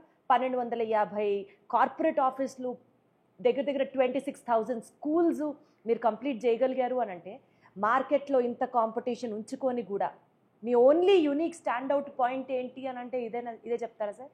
యాక్చువల్గా ఇప్పుడు ఇండస్ట్రీలో చాలా చేంజ్ వచ్చింది. ఇప్పుడు గ్లోబలైజేషన్ వచ్చాక చాలా ఎంఎన్సీస్, చాలా గ్లోబల్ ప్లేయర్స్ కూడా కంట్రీ చాలా ఇప్పటి వరకు చూసిన గ్రోత్ వేరు. ఇక ముందు నెక్స్ట్ 10 years 15 yearsలో చూడబోయే గ్రోత్ వేరు. చాలా పెద్ద పెద్ద ప్లేయర్స్ ఎంటర్ అవుతున్నారు. ఇలాంటి కంపెనీస్కి, అంటే ఇలా మాలాంటి కంపెనీస్కి సర్వైబుల్ ఇష్యూ ఉంది ఇక్కడ. దానికోసం మేము ఏం చేస్తున్నామంటే చాలా యూనిక్ బిజినెస్ మోడల్స్ని డెవలప్ చేసుకుంటూ వచ్చాం. యూనిక్ బిజినెస్ మోడల్స్ని ఐడెంటిఫై చేసాం. ఇవన్నీ కూడా నెక్స్ట్ 5 yearsలో ఇవన్నీ డెవలప్ చేసుకుంటూ వెళ్తాం. ఒకటి వచ్చేసరికి మ్యానుఫ్యాక్చరింగ్ అండ్ అప్లికేషన్ ఈ లెవెల్లో ఈ కంట్రీ మొత్తం చేస్తున్న కంపెనీ ఏదైనా ఉందంటే ఇండియాలో టెక్నోపెయింట్స్ ఒక్కటే. కంట్రీలో టెక్నోపెయింట్స్ ఒక్కటే. దిస్ ఈ corporate painting services company in India only. ఇంతకుముందు ఎప్పుడు కూడా పెయింటింగ్ టెండర్స్ ఎప్పుడు రాలేదు. బిల్డింగ్స్ టెండర్స్ వచ్చాయి, ఇరిగేషన్ టెండర్స్ వచ్చాయి, సమ్ డిఫరెంట్ టెండర్స్ వచ్చాయి, కానీ పెయింటింగ్ టెండర్స్ ఇప్పుడు స్టార్ట్ అవుతున్నాయి. అంటే కంట్రీలో ఒక పెద్ద మార్పు జరగబోతుంది. ఈ మార్పుని మేము అబ్జర్వ్ చేసి, మేము ముందే ఐడెంటిఫై చేసి మా యూనిక్ బిజినెస్ మోడల్ డెవలప్ చేసుకుంటూ వచ్చాం. మా చుట్టూ దీన్ని ఒక అకౌంటబిలిటీ, ఓనర్షిప్ తీసుకోవడానికి కొంతమంది ఎంటర్‌ప్రెన్యూర్స్ని నేషన్ వైడ్గా తయారు చేయబోతున్నాం. ఈ ఆపర్చునిటీస్ అన్నిటిని తీసుకోవాలంటే మేము ఈ స్కీమ్ బాగా ఉపయోగపడుతుంది మాకు. ఈ స్కీమ్ బాగా ఉపయోగపడుతుంది. అంటే ఇప్పుడు ఉన్నటువంటి కాంపిటేటివ్ ప్లేయర్స్ వీళ్ళెవ్వరూ చెయ్యంది టెక్నో పెయింట్స్ చేస్తోందా సార్ ఇన్ ద ప్రాసెస్ అనుకోవాలా? Yeah, definitely. ఎందుకంటే దిస్ ఈజ్ వాళ్ళు ఉన్న సెక్టార్ వేరు, మేమున్న సెక్టార్ వేరు. మేము కంప్లీట్ ఇండస్ట్రీకి ఆపోజిట్ డైరెక్షన్లో వెళ్తున్నాం. ఓకే, ఇండస్ట్రీకి ఆపోజిట్ డైరెక్షన్లో వెళ్తున్నాం. ఇండస్ట్రీ ఒక సైడ్ ఉంది మొత్తం, మేము ఒక సైడ్ ఉన్నాం. మేము డైరెక్ట్గా మ్యానుఫ్యాక్చరింగ్ అండ్ అప్లికేషన్ సర్వీసెస్లో ఒక మంచి పొజిషన్కి వెళ్ళబోతున్నాం. మాకు ఆపర్చునిటీ కూడా ఉంది, మాకున్న క్రెడెన్షియల్స్ కూడా అట్లా ఉన్నాయి. దానికి సంబంధించినట్లుగా మీ ప్లాంట్ కెపాసిటీస్ కానీ పాన్ ఇండియా ఎక్స్పాన్షన్ కానీ మీరు అదే స్ట్రాటజిక్ విజన్తో ఉన్నారా? Yeah, definitely. మేము ఆల్రెడీ వీఆర్ స్టార్టెడ్. మేము ఆల్రెడీ ఆ ప్రాసెస్ స్టార్ట్ చేసాము. అది జరుగుతుంది ఆల్రెడీ. ఇప్పుడు దాంట్లోనే ఉన్నాము. దానికోసం కొన్ని ఎస్బీఎస్, కొన్ని డిఫరెంట్ ఎస్బీఎస్ కూడా వర్కౌట్ రెడీ చేసి పెట్టుకున్నాం మేము. దీంట్లో కొన్ని ఎస్బీఎస్ రెడీ చేసాం. ఫ్యూచర్లో సెకండ్ ఏంటంటే రీటైల్ సెక్టార్ కాకుండా B2B నుంచి రీటైల్ సెక్టార్కి కూడా మేము డెవలప్ అవ్వబోతున్నాం. ఫ్రాంచైజీస్ మోడల్ ఒకటి డెవలప్ చేసుకున్నాం ఇప్పుడు ఆల్రెడీ. థర్డ్ వన్ వచ్చేసరికి ఏఎంసీ ఒకటి డెవలప్ చేయబోతున్నాం. డైరెక్ట్ ఏఎంసీ అంటే ambience maintenance contract, annual maintenance contract అనేది ఒక టెక్నాలజీ పార్ట్నర్ చూసుకొని కంట్రీ మొత్తం కూడా దీన్ని కూడా ఎక్స్పాండ్ చేయబోతున్నాం. ఇది ఎట్లా ఉంటుందంటే మీకు ఒక ఊబర్, ఒక స్విగ్గీ, ఒక యాప్ లాగా ఉంటుంది. మీరు ఎక్కడో మీ విలేజ్లో కూర్చొని మీ ఇంటికి ఒక వాల్ పెయింట్ చేయాలంటే మా టీం వచ్చి పెయింట్ చేసి వెళ్తారు. That is system. ఆ సిస్టమ్ తీసుకురాబోతున్నాం కంట్రీలో. అలాంటి టెక్నాలజీని ముందే మేము తీసుకురాబోతున్నాం. ఎందుకంటే నేను ఇందా చెప్పాను కదా, ఇండస్ట్రీ అంతా ఒక సైడ్ ఉంటే మేము ఒక సైడ్ ఆలోచిస్తున్నాం. ఇండస్ట్రీ అంతా ఒక సైడ్ ఆలోచిస్తుంటే మేమంతా ఒక సైడ్ ఆలోచిస్తున్నాం. మేము ఐడెంటిఫై చేసాం దిస్ ఇస్ మా 100% సక్సెస్ఫుల్ మోడల్. ఇది కూడా దీనికోసం చాలా బిగ్ ప్లాన్స్ తయారు చేసుకున్నాం. అట్లే కాకుండా డెవలప్డ్ కంట్రీస్లో ఏంటంటే అన్ని కంట్రీస్లో కూడా ఏమైంది అంటే ఇప్పుడు మన ఇండియాలో చూస్తే రీటైల్ సెక్టార్ ఎక్కువ ఉంటుంది. B2C చిన్న చిన్న పెయింట్ షాపులు ఇక్కడ ఉంటుంది. డెవలప్డ్ కంట్రీలు అంతా కూడా బిల్డ్ మార్ట్ అనే ఒక ఎక్స్పీరియన్స్ సెంటర్లు, పెద్ద పెద్ద మార్ట్స్ ఉంటాయి అక్కడ. ఫ్యూచర్లో నెక్స్ట్ ప్లాన్లో మాది అది కూడా ఉంది. మెట్రోస్, Tier 1, Tier 2 సిటీస్లో బిల్డ్ మార్ట్ ఎక్స్పీరియన్స్ సెంటర్లు కూడా తీసుకురావాలనేది మా ఆలోచన. దాంట్లో కూడా మేము ఆల్రెడీ క్లియర్గా దీన్ని తయారు చేసి జనరేషన్స్కి ఇవ్వాలనేది నా ఆలోచన. యూజువల్గా ఇలాంటి మైండ్ సెట్ కానీ ఇలాంటి ఆలోచనలు చేయడం కానీ మీరు ఒక్కరే చేస్తుంటారా sir? Are you discuss with somebody? Business partners ఉంటారా, లేకపోతే అడ్వైజర్స్ ఉంటారా? ఆర్ ఎంత కాదనుకున్న కోర్ ఐడియాలజీ మీదేగా? అంటే మీకు క్లియర్గా ఒకటి ఓపెన్ చెప్తున్నాను. నేను ఎవరిని కలిసినా అంటే ఏ పర్సన్ అంటే ఆ పర్సన్ ఒక పొజిషన్లో ఉన్న పర్సన్ కావచ్చు, లేకపోతే చిన్న ఎంప్లాయీనైనా కానీ నేను ఫస్ట్ చూసేది వాళ్ళతో మాట్లాడినప్పుడు అతనిలో ఉన్న ఏ పర్సన్ కూడా రిజెక్టెడ్ అన్నాను. ఆ పర్సన్లో ఏముందనేది ఫస్ట్ ఐడెంటిఫై చేయడానికి ట్రై చేస్తాను. ఈ పర్సన్లో ఉన్న క్యాలిబర్ ఏంటి, ఇతని కెరీర్కి మనమేమైనా కరెక్ట్ గైడ్ చేయగలుగుతామా, అది మనకు కూడా ఏమైనా ఉపయోగపడుతుందా, దాంట్లో కూడా నా స్వార్థం కూడా ఉంటుంది. దట్ ఈజ్ మ్యూచువల్ అంటారు కదా, మీరు ఇవ్వండి తీసుకోండి అంటారు కదా, దాన్ని బాగా నేను నమ్ముతాను. నువ్వు ఇవ్వకుండా అవతల దగ్గర నుంచి తీసుకోవాలని ట్రై చేయబోకంటా. నువ్వు ఇవ్వు, అవతల దగ్గర నుంచి ఎక్స్పెక్ట్ చేయి. నువ్వు తీసుకోవడానికి ట్రై చేసినప్పుడు అవతలడు కూడా అదే ఆలోచిస్తాడు కదా. సరే, అర్జునుడు కృష్ణుడి నుంచి ఏం నేర్చుకున్నాడో తెలియదు, కానీ మీతో మాట్లాడుతుంటే మాత్రం లైఫ్ లెసన్సే నేర్చుకుంటున్నాను సార్ నిజంగా, apart from all the business strategies and tricks. అట్లా వాటిని నేను బాగా బలంగా నమ్ముతాను. బాగా ప్రతి వ్యక్తితో కూడా నేను నా ఇంటరాక్షన్ అంతా కూడా అట్లే ఉంటుందన్నమాట. మాట్లాడుతూ ఉన్నప్పుడు ఆ ఎక్స్చేంజ్ ఆఫ్ థాట్స్ జరుగుతాయి. 100%. నేను ఇంకొకటి ఏంటంటే, నేను 10 మందిలో ఉండటం కంటే కూడా సింగిల్గా ఎక్కువగా ఉండటానికి ఎక్కువ ట్రై చేస్తుంటాను. ఎందుకంటే సింగిల్గా నా నా బ్రెయిన్ ఎప్పుడు కూడా ఒక థాట్ ప్రాసెస్ ఎప్పుడు రన్ అవుతుంటుంది, ఒక థాట్ ప్రాసెస్ నడుస్తూ ఉంటుంది ఎప్పుడు కూడా. అందుకనే చాలామంది నన్ను వాళ్ళు మాట్లాడుకున్న ఆ చిట్ చాట్లో ఒకసారి నేను దాంట్లోంచి బయట ప్రపంచంలో ఉంటుంటాను నేను. యాక్చువల్లీ సార్, నా నెక్స్ట్ క్వశ్చనే అది. మీ ఆలోచనలు, మీ సక్సెస్లు, మీ ఫెయిల్యూర్స్, majority portion of your life మీరు సోలోగా ట్రావెల్ చేశారు. మేబీ బికాజ్ మీ యాంబిషన్ వల్ల కావచ్చు, లేకపోతే వాట్ ఎవర్ మీ బలమైన డిజైర్ వల్ల కావచ్చు, most part of your life మీరు ఒక్కరే సోలోగా ట్రావెల్ చేస్తూ ఉన్నారు. సరే, సక్సెస్ వచ్చినప్పుడు పెద్దగా మనసుకు తీసుకోకపోయినా, ఫెయిల్యూర్ వచ్చినప్పుడు మిమ్మల్ని మీరు ఎలా ఎంపవర్ చేసుకుంటారు సార్? ఎలా స్ట్రెంగ్తన్ చేసుకుంటారు? నేను ఫెయిల్యూర్ని ఎప్పుడు కూడా మన లైఫ్లో, మన కెరీర్లో వచ్చే ఒక ఇదిలాగే చూస్తా దానికి పెద్ద ఇంపార్టెన్సీ కూడా ఇవ్వను నేను. అక్కడ ఎక్కడ మిస్టేక్ చేసాము అనేది నేను మెయిన్గా అక్కడ కరెక్ట్ చేసుకుంటానికి ట్రై చేస్తాను నేను దాన్ని. అది ఎవరి వల్ల ఒక అయిన మిస్టేక్ లాగా కూడా చూడను నేను. ఆ సిచ్యువేషన్లో, ఆ టైంలో తీసుకున్న డెసిషన్ అది, దాన్ని మళ్ళీ కరెక్ట్ చేసుకొని ముందుకెళ్దామన్న ఆలోచనలో, పాజిటివ్ యాటిట్యూడ్లోనే ఉంటాను. ఎవరిని కూడా నేను వాళ్ళ మీద నువ్వు ఇది చేయటం వల్ల ఇది మిస్టేక్ అయిందని ఏ రోజు నేను మాట్లాడను అని మీరు అనరు. మీరు జర్నలింగ్ చేస్తారా, లేకపోతే దేవుడికి వెళ్ళి దండం పెట్టుకుంటారా ఆ టైంలో, లేకపోతే ప్రశాంతంగా కూర్చొని మ్యూజిక్ వింటూ తిరిగి మళ్ళీ జరిగిన తప్పులు ఏంటని రివైవ్ చేస్తారా? మీతో మీరు మాట్లాడుకుంటారా? మీకు ఒక ఎగ్జాంపుల్ చెప్తాను. నా 25 సంవత్సరాల్లో ఇంతవరకు నా కారులో మ్యూజిక్ ఇంతవరకు అది ఆన్ చేయడం తెలియదు నాకు మ్యూజిక్ ఆన్ చేయడం తెలియదు. 25 years నుంచి నేను ఇంతవరకు ఏ రోజు కూడా మ్యూజిక్ని ఎంజాయ్ చేయలేదు. రాసుకుంటారా సార్ డైరీలో? లేదు, రాసే అలవాటు అసలే లేదు.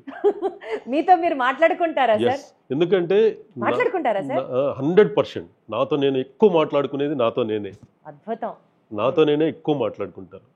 ఎవరిచ్చిన సజెషన్స్ అయితే తీసుకుంటాను, ఎవరిచ్చిన సజెషన్, కానీ ఆ ఇచ్చిన సజెషన్ రైట్ ఆ రాంగ్ అనేది 100% చెక్ చేసుకుంటూనే ఉంటాను. ఎట్లా సార్? అద్దం ముందర కూర్చొని మాట్లాడుతూ ఉంటారా, లేకపోతే ఇంటర్నల్గా ఆ థాట్ ప్రాసెస్లో మీకు సంఘర్షణ జరుగుతూ ఉంటుందా? 100% ఇంటర్నల్గా నాకు ఆ థాట్ ప్రాసెస్ ఎప్పుడు నడుస్తూనే ఉంటుంది, ఎప్పుడు జరుగుతూనే ఉంటుంది. నన్ను డిస్టర్బ్ చేయకూడదనే ఆ మ్యూజిక్ ఆన్ చేయడం కూడా ఆపేస్తాను. మ్యూజిక్ కూడా వినను నేను. దేవుడు నమ్ముతారా సార్ మీరు? వాస్తవాలు చెప్పాలా, నేను దేవుడి కంటే కూడా ఎక్కువగా నేను మనుషుల్ని ఎక్కువ నమ్ముతాను. ఒక మంచి మనిషి ఉంటే ఆ మంచి మనిషి చుట్టే మంచి చెప్పే మనిషే మనకు దేవుడు. మనల్ని సరిగా నడిపించే ఆ మనిషే మనకి దేవుడు. దానికి ఎక్కువ ఇంపార్టెన్స్ ఇస్తాను నేను. నలుగురికి సహాయం చేసే ఒక మనిషి అంతకంటే ఇంకా దేవుడు. నా లైఫ్లో నేను పర్టికులర్గా నేమ్స్ కూడా చెప్పను, కానీ నేను కంపారిజన్ కూడా చేయలేను.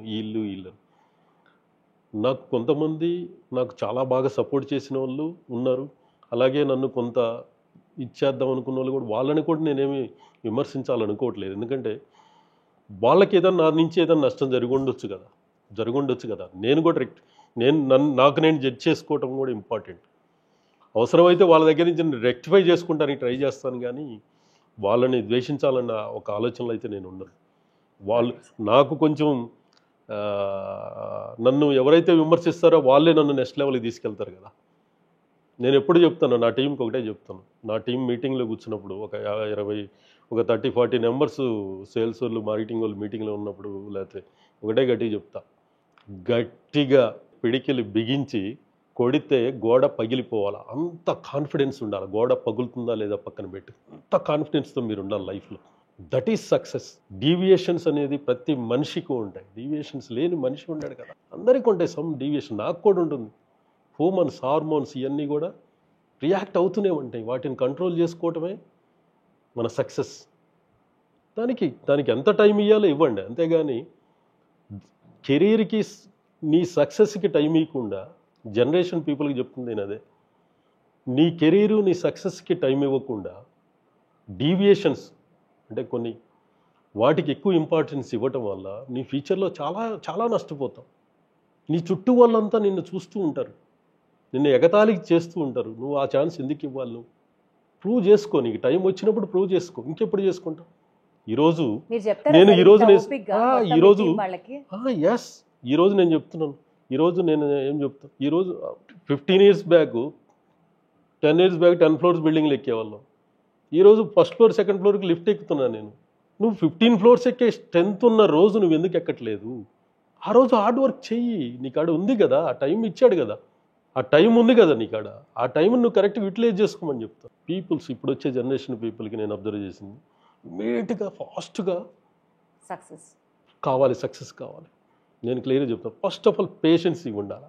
మనకి చాలా పేషెన్సీ ఉండాలి. ఒక సక్సెస్ రావడానికి, సక్సెస్ అంత ఈజీగా వస్తే సక్సెస్ అనే వర్డ్ ఎందుకంటారు దాన్ని? ఇది అది మీనింగ్ఫుల్ వర్డ్ అవుతుంది కదా. సక్సెస్ అనే దానికి అవ్వాలంటే చాలా పేషెన్సీ ఉండాలి. సార్ నెక్స్ట్ జనరేషన్కి అడ్వైజెస్ అన్నీ లాస్ట్లో స్టోర్ చేసుకున్నాను సార్. బట్ ఇప్పుడు మీరు ఇచ్చిన లీడ్స్లోంచి నాకు 2 questions వస్తున్నాయి. I have to ask. సరే, ఫస్ట్ సార్, మీరింత ఎదగడానికి కారణం డెఫినెట్లీ మీ వెనకాల ఉన్నటువంటి team support. Daily wage worker దగ్గర నుంచి, మీ కంపెనీలో పనిచేస్తున్నటువంటి వర్కర్ దగ్గర నుంచి ఒక హై అండ్ మేనేజ్మెంట్ వరకు it is a team support. ఎంపాథటిక్గా ఉంటారా టీంతో? ఎక్స్పెక్టెడ్గా ఉంటారా? ఆర్ ఎప్పుడు బాస్ అనేవాడు రిలాక్స్డ్గా కనిపిస్తే ఎంప్లాయీ కాస్త చులకనగా తీసుకోవడానికి ఆస్కారం ఉంటుంది అన్నది నమ్ముతారా? లేదా ఎవ్రీ మినిట్ ఫోకస్డ్గా మోటివేటెడ్గా వర్క్ అని మీరే ఒక ఓపెన్ ఎన్సైక్లోపీడియా, మీ లైఫే ఒక ఓపెన్ మోటివేషన్ బుక్, ఏ రకమైన బాస్ చూస్తారు సార్ మీలో మీ ఎంప్లాయీస్ అందరూ? మీకు బిఫోర్ ఒక ఎగ్జాంపుల్ చెప్పాను. 25 years నుంచి నేను మ్యూజిక్ ఆన్ చేయలేదని చెప్పాను. ఒక్కసారి ఆఫీస్ అట్మాస్ఫియర్లోకి వెళ్ళినప్పుడు నేను ఎలా ఉంటాను అంటే ఉగ్ర నరసింహుడు లాగా ఉంటారా? ఎలా ఉంటాను మీరు ఆలోచించండి. 100% ఫోకస్డ్గా, ఎటువంటి డీవియేషన్ లేకుండా సీరియస్గానే ఉంటాను. సీరియస్గానే ఉంటాను. మళ్ళీ ఆ ఫ్రెండ్లీ ఆ అట్మాస్ఫియర్ వచ్చినప్పుడు దాంట్లో వాళ్ళతో నేను మింగిల్ అవుతాను. దానికి ఏం ప్రాబ్లం ఉండదు. లంచ్ టైంలో కానీ లేకపోతే బయటికి వెళ్ళినప్పుడు కానీ వాళ్ళతో మింగిల్ అవుతాను. అది కూడా క్యాలిక్యులేటెడ్గా. క్యాలిక్యులేటెడ్, దానికి కూడా టైం చూసుకొని అవుతాను. బాబోయ్, రైట్. ఇందాక మీరు అన్నారు చూసారా, పిడికిలు బిగించి గోడని పగలు కొడితే మొత్తం పగలాల్సిందే. నాకు ఒక్క క్షణం అతడు సినిమాలో మహేష్ బాబు కనపడ్డాడు సార్. నో దాన్ని యాక్చువల్గా నేను సినిమా డైలాగ్ లాగా అయితే చెప్పలేదు. దాన్ని నేను ఇప్పుడు వచ్చే జనరేషన్స్కి అది ఒక అంత కాన్ఫిడెన్స్ ఉండాలి. చాలా టాలెంటెడ్ ఇప్పుడున్న జనరేషన్స్. వాళ్ళకి ఇప్పుడు నేర్చుకోవడానికి చాలా ఛాన్స్ ఉంది. ఇప్పుడు మార్కెటింగ్ టూల్స్ కావాలన్నా, లేకపోతే పర్సనాలిటీ డెవలప్మెంట్ కావాలన్నా, సక్సెస్ కావాలన్నా, లేకపోతే మోటివేషన్ కావాలన్నా, ఏది కావాలంటే అది దొరుకుతుంది. నేను హైదరాబాద్ వచ్చిన కొత్తలో మాకు ఏమీ దొరికేది కాదు కదా. విజయానికి 5 మెట్లు ఎండమూరి వీరేంద్రనాథ్ బుక్ ప్రతి పాటు తీసుకెళ్ళి సంవత్సరం పాటు 2 years పాటు చదువుతూ ఉండేవాడిని. పేజీ మడిచిపెట్టి మళ్ళీ ఎవ్రీ పేజీ మళ్ళీ మిస్ అవుతామని. ఈరోజు అట్లా లేదు కదా. ఈరోజు ఇప్పుడు వచ్చిన జనరేషన్స్కి వాళ్ళు సక్సెస్ అవ్వాలంటే వాళ్ళకంతా దొరుకుతుంది. ఇప్పుడు వాళ్ళ జర్నీని ఎక్కడ స్టార్ట్ చేయాలి అనేది కూడా వాళ్ళకి తెలుస్తుంది. మాకు జర్నీ కూడా, నా జర్నీ కావాలని పెయింట్ సూపర్వైజర్గా అయితే జాయిన్ అవ్వలేదు కదా. ఇప్పుడు వచ్చే జనరేషన్కి ఏం చేయాలనుకుంటే వాళ్ళకి క్లియర్గా దొరుకుతుంది వాళ్ళకి. అంటే అలాంటి టెక్నాలజీ ఇప్పుడు వచ్చింది కదా మన దగ్గర. Totally agreed sir. బట్ నేను అడగబోయే క్వశ్చన్ ఏంటంటే, టెక్నో పెయింట్స్కి star ambassador, star campaigner Mahesh Babu garu. So Mahesh Babu గారిని మీరు పెట్టడం అనేది అప్పట్లో కొంతమంది అన్నారట కదా, అంత రిస్క్ తీసుకోవడం అవసరమా అని. విన్నాను, ఇది కరెక్టో కాదో మీరే చెప్పాలి. క్యాలిక్యులేటెడ్ రిస్కా లేకపోతే మీ పర్సనల్ చాయిసా? మీరు అభిమానా మహేష్ బాబు గారికి? చెప్తా. నేను ఇప్పుడు నన్ను ఇంత ఇంటర్వ్యూ చేశాక మీకు తెలిసిందేంటి, మీకు మ్యూజిక్ అసలు వినరు, అసలు వేరే యావిగేషన్స్ ఏమి ఉండవు. మీరు అర్థం చేసుకుని మీకు ఆల్రెడీ అర్థం చేసుకుని ఉంటారు. నేను ఏ పని చేసినా నెంబర్ 1 ఉండాలి. టెక్నో పెయింట్స్కి రైట్ చాయిస్ ఆయనకున్న గ్లామర్ కావచ్చు, ఆయనకున్న ఫ్యామిలీ, దానివల్ల ఆయన్ని సెలెక్ట్ చేసుకున్నాం మేము. ఆయన్ని చేసుకున్నప్పుడు చాలా ఎందుకంటే సౌత్ ఇండియాలో కూడా మీకు ఆల్మోస్ట్ చూస్తే ఇండస్ట్రియల్ ప్రొడక్ట్ సైడ్ ఆయన చాలా తక్కువే చేశారు ఆయన. దాంట్లో మహా అయితే 4-5 బ్రాండ్స్లో మేము ఒకరు. మేము దానికి చాలా గ్రేట్గా ఫీల్ అవుతున్నాం మేము దానికి కూడా. సార్ ఇప్పటి వరకు పెయింటింగ్ ఇండస్ట్రీ అంటే దానికి సంబంధించినటువంటి గ్లామర్ గురించే మాట్లాడుకున్నాం. సీన్ కట్ చేస్తే డార్క్ రియాలిటీస్ కూడా ఉంటాయి sir. For example world wide మాట్లాడుతున్నాను సార్, నేను గ్లోబలీ మాట్లాడుతున్నాను. పెయింటింగ్ ఇండస్ట్రీలో కొన్ని హిడెన్ ఛాలెంజెస్ ఉండొచ్చు, లేకపోతే సెక్టర్స్ కొన్ని ఆథరైజ్డ్గా రెగ్యులేటెడ్గా లేని సెక్టర్స్ ఉండొచ్చు. ఎస్పెషల్లీ మార్జిన్స్ విషయంలో కూడా చాలా తక్కువ మార్జిన్స్ ఉండడం, అది కొంచెం కష్టంగా ఉండుండొచ్చు. ఇలాంటి డార్క్ రియాలిటీస్ గురించి మీరు ఎలా రియాక్ట్ అవుతారు సార్? అంటే దీన్ని రెగ్యులేట్ చేయాలి అని మీకు ఎప్పుడన్నా అనిపిస్తుందా? యాక్చువల్గా నాకు అంటే నేను పెయింట్ ఇండస్ట్రీ అనేది ఆర్గనైజ్డ్గా ఉంది. పెయింట్ ఇండస్ట్రీ అనేది ఆర్గనైజ్డ్ ఇండస్ట్రీ. కానీ పెయింట్ సర్వీసెస్ అంటే పెయింట్ అప్లికేషన్ ఇండస్ట్రీ అనేది అన్ఆర్గనైజ్డ్ సెక్టార్గా ఉంది. ఆ విషయంలో నేను చాలాసార్లు బాధపడ్డాను దాన్ని. ఆ విషయంలో ఎందుకో తెలియదు కానీ పెయింట్ ఇండస్ట్రీస్ బ్రహ్మాండంగా చాలా బాగా సక్సెస్ అవుతున్నాయి. వాళ్ళ గ్రోత్ చాలా బాగుంటుంది. చాలా బాగా గ్రోత్ అవుతున్నాయి కంపెనీస్. ఎందుకంటే ఇండస్ట్రీ కూడా ఇప్పుడు ఇండియాలో కూడా అర్బనైజేషన్ జరుగుతుంది మొత్తం కూడా. ఇప్పుడు అర్బనైజేషన్ అంటే చిన్న చిన్న విలేజెస్ కూడా అర్బనైజేషన్ షిఫ్ట్ అవుతున్నాయి. అంటే మంచి మంచి హౌసెస్ కట్టుకోవడం, మంచి పెయింట్ సప్లై చేసుకోవడం, వాళ్ళ లైఫ్ స్టైల్ మారుతూ వస్తుంది. కంట్రీలో చాలా పెద్ద చేంజ్ జరుగుతుంది. దాంతోపాటు ఇండస్ట్రీ కూడా బాగా పెరుగుతూ వస్తుంది. ఎందుకంటే మేజర్ ప్లేయర్స్ కూడా వస్తున్నారు కంట్రీలోకి. నెక్స్ట్ నేను బాగా బాధపడుతున్నది ఒకటే, ఎందుకంటే నా కెరీర్ స్టార్టింగ్ ఒక సూపర్వైజర్గా స్టార్ట్ అయ్యా కాబట్టి ఇంతవరకు ఈ ఇండస్ట్రీ అంటే అప్లికేషన్ ఇండస్ట్రీ కూడా ఆర్గనైజ్డ్గా మారితే బాగుంటుందని మై డ్రీమ్. అంటే నాకు మంచి మారాలని నేను బాగా ఆలోచిస్తుంటా ఇప్పుడు కూడా. చాలా కరెక్ట్ సార్. ఎస్పెషల్లీ మీరు అన్నట్లు ఆ అప్లికేటర్స్ అన్న పదం మీరు ఏదైతే వాడారో ఈ పెయింటింగ్ ఇండస్ట్రీలో వాళ్ళని లాస్ట్ మైల్ వారియర్స్ అని అంటారు. ఎందుకు అంత ఘనంగా అంటారంటే నిజంగా కూడా ఒక టాక్ నడుస్తుంది సార్ భారతదేశంలో. ఎస్పెషల్లీ ఈ లాస్ట్ మైల్ వారియర్స్ అప్లికేటర్స్ సరిగ్గా చేయని దానివల్ల పెయింట్ క్వాలిటీ ఎంత బాగున్నా సరే ఒక కస్టమర్కి సాటిస్ఫాక్షన్ లెవెల్ రీచ్ అవ్వలేకపోతున్నారు. వీళ్ళకి సంబంధించి ఒక ఫార్మల్ ట్రైనింగ్ ప్రొసీజర్స్ లేవు అన్నది ఒక లోట్ అయితే ఉంది, ఒక డెఫిసిట్ అయితే ఉంది. దీన్ని స్పెసిఫిక్గా మీ కంపెనీ ఏమైనా టేకప్ చేసే ఆలోచన? దాన్ని నేను అడ్రస్ చేస్తానంటే నా ఒక కంపెనీ కోసం నేను ఇది అడ్రస్ చేయట్లేదు. నేను ముందే చెప్పాను కదా, మీకేం చెప్పానంటే దీన్ని ఆర్గనైజ్డ్గా మారితే అందరికీ బాగుంటుంది, హెల్తీగా ఉంటుంది ఆర్గనైజేషన్ అని. దీన్ని ఎట్లా చేశారంటే పెయింట్ అప్లికేషన్ని చాలా కంపెనీస్ ఎట్లా ప్రొజెక్ట్ చేసినాయి అంటే ప్రొడక్ట్ని సేల్ చేసుకోవటానికి ఒక కాస్ట్ని ఫిక్స్ చేసేసి అప్లికేషన్ ఛార్జ్ ఇంత, మెటీరియల్ కాస్ట్ ఇంత అని చెప్పేసి చాలామందికి ఒక ప్రైజ్ కోట్ ఇవ్వటం. అదేమవుతుందంటే బియాండ్ దట్ ఒక టైం గడిచాక, ఒక సంవత్సరంన్నర గడిచాక ప్రాజెక్ట్ డెలివరీ చేయడానికి ఆ కాస్ట్ పెరిగిపోతుంది. అక్కడ కాస్ట్ చాలా చేంజ్ అయిపోతుంది. వీళ్ళు ఏం చేస్తారంటే ఈ కంపెనీస్ వాళ్ళు ప్రొడక్ట్ అమ్ముకోవడానికి, ప్రొడక్ట్ సెల్ చేసుకోవడానికి నా స్క్వేర్ ఫీట్ ఇంత కవరేజ్ వస్తుంది, నా ప్రొడక్ట్ పుట్టి ఇంత కవరేజ్ వస్తుంది, ప్రైమర్ ఇంత కవరేజ్ వస్తుంది, పెయింట్ ఇంత కవరేజ్ వస్తుందని ఒక క్యాలిక్యులేషన్ ఇస్తున్నారు. అది ఎవరిస్తున్నారు? అది ఎవరివ్వాలి? ఇప్పుడు మనం జనరల్గా ఎగ్జాంపుల్ ఒక వంట చేసే చెఫ్ ఉన్నాడు అనుకోండి, వాడికి వెజిటేబుల్స్ ఎట్లా కట్ చేసుకోవాలి, దాంట్లో ఆయిల్స్ ఎంత వాడాలి, మసాలాస్ ఏం చేయాలి, ఫైనల్గా కుక్ ఎంత బాగా రావాలనేది దాన్ని డిజైన్ చేసుకుంటాడు. కానీ ఇక్కడ ప్రైస్ కోట్ ఎవరిస్తున్నారండి? ఇక్కడ ఈ ఇండస్ట్రీని ఎవరిస్తున్నారండి కోట్? ఇది అదే నేను చెప్తుంది, ఆ చెఫ్ ఇస్తే దాన్ని ఫాలో అవ్వాలి. కానీ ఇక్కడ అప్లికేటర్ ఇవ్వట్లేదు దాని కాస్ట్, కంపెనీ సెల్ ఇస్తున్నాయి. ఇక్కడ కంపెనీ సెల్ ఇవ్వటం వల్ల ఈరోజు కాంట్రాక్టర్స్ ఇంతవరకు నాతో పాటు కెరీర్ స్టార్ట్ చేసిన ఏ కాంట్రాక్టర్ కూడా సక్సెస్ అయింది లేదండి. ఇండస్ట్రీని బతికేయటం కూడా చాలా ఇంపార్టెంట్ కదా. నేను అదే చెప్తున్నాను, నువ్వు బతకటం కాదు, నీతో పాటు నలుగురిని బతికించు. Wonderful sir. కానీ ఇంకోటి తెలుసా, ఇంకోటి కూడా నేను క్లియర్గా చెప్తున్నా, వీళ్ళు ప్రైజ్ తీసుకొని బెస్ట్ ప్రైజ్ తీసుకొని ఇచ్చామని కాంట్రాక్ట్ ఇచ్చి ఈరోజు వాళ్ళు ఎంత సఫర్ అవుతున్నారో నాకు కూడా తెలుసు. ఎందుకంటే ప్రైజ్ ఆ కాస్ట్లో ఆ బడ్జెట్లో ఎక్కడ మ్యాచ్ అవ్వట్లేదు. ఫైనల్గా ఒక ప్రాజెక్ట్ ఒక 1 year 6 months డిలే అయితే ఒక డెవలపరు, ఒక బిల్డరు, ఒక ప్రాజెక్ట్ది దాని కాస్ట్ ఓవర్ హెడ్ ఎంత పెరుగుతుందండి? ఆపరేషనల్ కాస్ట్ ఎంత పెరుగుతుంది? ఆ ప్రాజెక్ట్లో ఆపరేషన్ కాస్ట్ ఒక పెయింటింగ్ వల్లే ఎవ్రీ ప్రాజెక్ట్ డిలే అవుతుంది. మీరు చూసుకోండి, మీరు ఒక హౌస్ కట్టుకున్నా కానీ మీరు ఒకసారి స్టడీ చేయండి, మిగతా వర్క్స్ అన్నీ కూడా టైంకి అవుతాయి, ఇది అవ్వదు. ఎందుకంటే ఒక సర్ఫేస్ ప్రిపరేషన్ దగ్గర నుంచి సూటబుల్ స్పెక్ దగ్గర వరకు నెంబర్ ఆఫ్ కోడ్స్ అప్లై చేయాలంటే డిపెండింగ్ ఆన్ ఆల్ వెండర్స్. దానివల్ల పెయింటింగ్ డిలే అవ్వటం వల్ల, కాస్ట్ ఓవర్ రన్ అవ్వటం వల్ల ఆ ప్రాజెక్ట్ కాంట్రాక్టర్ చాలా లాస్ అయిపోతున్నాడు ఇక్కడ. కానీ డెవలపర్ ఏమనుకుంటాడు, నేను తక్కువ ప్రైజ్లు ఇచ్చేసే కదా.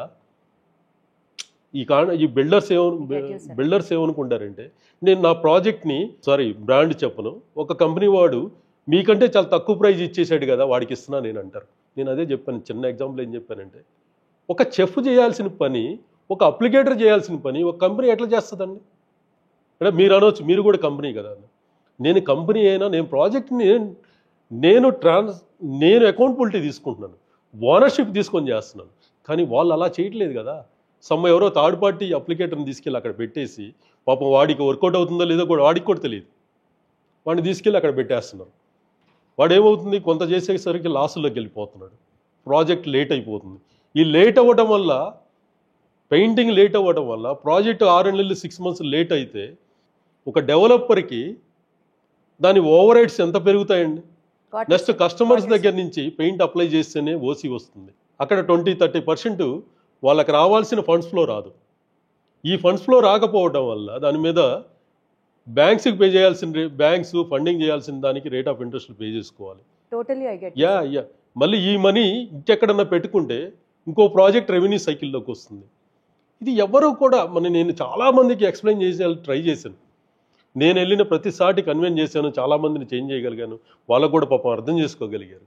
సరే, ఇండియాలో ఒక పర్సెప్షన్ ఉంది, పెయింటింగ్ అనేది ఒక ఫినిషింగ్ ప్రోడక్టే కానీ ఒక ఫ్యూచరిస్టిక్ ఇండస్ట్రీ లాగా చూడట్లేదు. చూడండి ఇండస్ట్రీలో నేను అసలు ఈ పెయింటింగ్ ఇండస్ట్రీలో ఇండియాకి ఎంత పొటెన్షియాలిటీ ఉంది sir? What do you feel? యాక్చువల్గా పెయింట్ ఇండస్ట్రీకి ఇప్పటి వరకు మన కంట్రీలో ఫర్ క్యాపిటల్ కన్జంప్షన్ 4.5 kg ఉందండి. డెవలప్డ్ కంట్రీస్లో 15 to 20 kg ఉందండి. అంటే మనకంటే మనం ఇంకెక్కడున్నాం ఒకసారి ఆలోచించండి మీరు. 4 kg ఎక్కడ, 15 to 20 kg అంటే ఇంకా చాలా గ్రోత్, ఇంకా మనకి చాలా స్కోప్ ఉంది మన ఇండస్ట్రీ ఎదగడానికి. ఇండియన్ ఇన్ఫ్రా గ్రో అయింది లాస్ట్ 10 years నుంచే. బిఫోర్ అసలు మీకు ఈ హై రైజ్ బిల్డింగ్స్, ఇన్ని టవర్స్, ఇన్ని బిల్డింగ్స్ 10-15 years, ఈ 10 years నుంచే కదండి ఇండియన్ యాక్చువల్ రియల్ గ్రోత్ చూస్తుంది మనం 10 years నుంచే. నెక్స్ట్ 25 years అబ్నార్మల్ గ్రోత్ రాబోతుంది కంట్రీలో. ఇండస్ట్రీ కూడా చాలా చేంజ్ జరగబోతుంది. ఈ జరుగుతున్న ఈ టైంలో ఎవరైతే వాళ్ళ యొక్క బిజినెస్ సిస్టమేటిక్ చేసుకుంటారో, టెక్నాలజీని అడాప్ట్ చేసుకుంటారో, మార్కెటింగ్ని బాగా డెవలప్ చేసుకోగలుగుతారో, ఎవరైతే ప్రాజెక్ట్ని అకౌంటబుల్డ్గా చేయగలుగుతారో, ప్రొడక్ట్ అండ్ సర్వీసెస్ ఇచ్చే కంపెనీకి దేశంలో విపరీతమైన డిమాండ్ రాబోతుందండి. ప్రొడక్ట్ అండ్ అప్లికేషన్ సర్వీసెస్ ఇచ్చే ఏ కంపెనీకైనా ఎక్సలెంట్ ఫీచర్ ఉంది ఈ ఇండియాలో. సార్, గ్లోబల్ ప్లేయర్స్ గురించి మాట్లాడుకుంటే ఈ నేపథ్యంలో Jotun, Sherwin Williams, Nippon Paints, ఇవన్నీ globally they are well established brands అనుకుంటే, ఏ సెక్టార్స్లో ఇండియాలో పెయింటింగ్ సెక్టర్లో మనం ఫోకస్ చేస్తే మనం కూడా గ్లోబల్ ప్లేయర్ అవ్వగలం సార్? ఆ నిచెస్ మీరు ఎక్కడన్నా గమనించారా? డెఫినెట్లీ మీరు చెప్పిన కంపెనీస్ ఇండియా వచ్చాయి. ఇండియాలో ఉన్న సిచ్యువేషన్స్ని వాళ్ళు అర్థం చేసుకోలేకపోయారు. ఇండియన్ మార్కెట్ అంతా కూడా, ఇండియా మార్కెట్, పెయింట్ మార్కెట్ అంతా కూడా డిఫరెంట్గా ఉంది. కంప్లీట్గా రీటైల్ B2Cలోకి వెళ్ళిపోయింది. అది 90% బిజినెస్ అక్కడ నడుస్తుంది. చాలా అనార్గనైజ్డ్గా ఉంది అక్కడ. ఒక మార్కెట్ లీడర్ మాత్రం అక్కడ చేసుకోగలిగే స్టేజ్లో ఉంది. నువ్వు గ్లోబల్ ప్లేయర్ అయినా కానీ నీకు అక్కడ నీ బ్రాండ్ పొజిషన్ చేయడం అంత ఈజీ కాదు అక్కడ. ఎందుకంటే వీళ్ళ సిస్టమ్స్, వీళ్ళ కండిషన్స్, ఇవన్నీ కూడా యాక్సెప్టబుల్గా ఉండవు ఇక్కడ. ఇండియాలో అంత ఈజీ కాదు గ్లోబల్ ప్లేయర్ సర్వే అవ్వడం. కానీ ఇండియా గ్లోబల్ మార్కెట్లో ఒక పొజిషన్కి చేరగలదా? ఇండియాలో ఉన్న కంపెనీస్ అంటున్నారా మీరు? ఎస్. ఇండియాలో ఉన్న కంపెనీస్ 100% మాలాంటి కంపెనీస్కి ఆపర్చునిటీ ఉంది. మా కంపెనీస్కి నేను చెప్పే కదా, ఇండస్ట్రీ అంతా ఒక సైడ్ మార్కెటింగ్ చేస్తుంటే మేము ఇంకో సైడ్ చేస్తాం. మ్యానుఫ్యాక్చరింగ్ అండ్ అప్లికేషన్ సర్వీస్ చేసే కంపెనీకి ఇండియా కాదు గ్లోబల్గా ఎక్కడికి వెళ్ళినా దాన్ని ఏమంటారు, ఒక మంచి రెడ్ కార్పెట్ వేసి పిలుస్తారు. డెఫినెట్గా అలాంటి ఆర్గనైజేషన్ మేము తయారు చేస్తాం. అలాంటి ఎంటర్ప్రెన్యూర్స్ని తీసుకొచ్చి ఈ ఆర్గనైజేషన్లోకి అలాంటి కంపెనీని తయారు చేస్తాం. నా చివరి శ్వాస ఉన్నంత వరకు దాని మీద నా ఫైట్ చేస్తాను, డెఫినెట్గా చేస్తాను నేను. తదాస్తు. సార్, పొటెన్షియాలిటీ ఉంది. ఎక్కడైతే ఫోకస్ చేయాల్సిన ఏరియాస్ ఉన్నాయో అవి మీకు క్లియర్గా విజన్ ఉంది.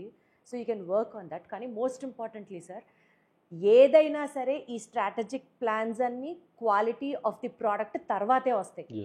ఎవరైనా సరే మా ప్రోడక్ట్ తోపు అనే మాట్లాడతారు. బట్ అపార్ట్ ఫ్రమ్ దట్, ఆనెస్ట్గా నిజంగా టెక్నో పెయింట్స్కి సంబంధించి ప్రోడక్ట్ మిగిలిన మార్కెట్లో అవైలబుల్గా ఉండే ప్రోడక్ట్స్ కంటే ఏ రకంగా అది యూనిక్ సార్? ఏ రకంగా అది డిస్టింగ్విష్డ్?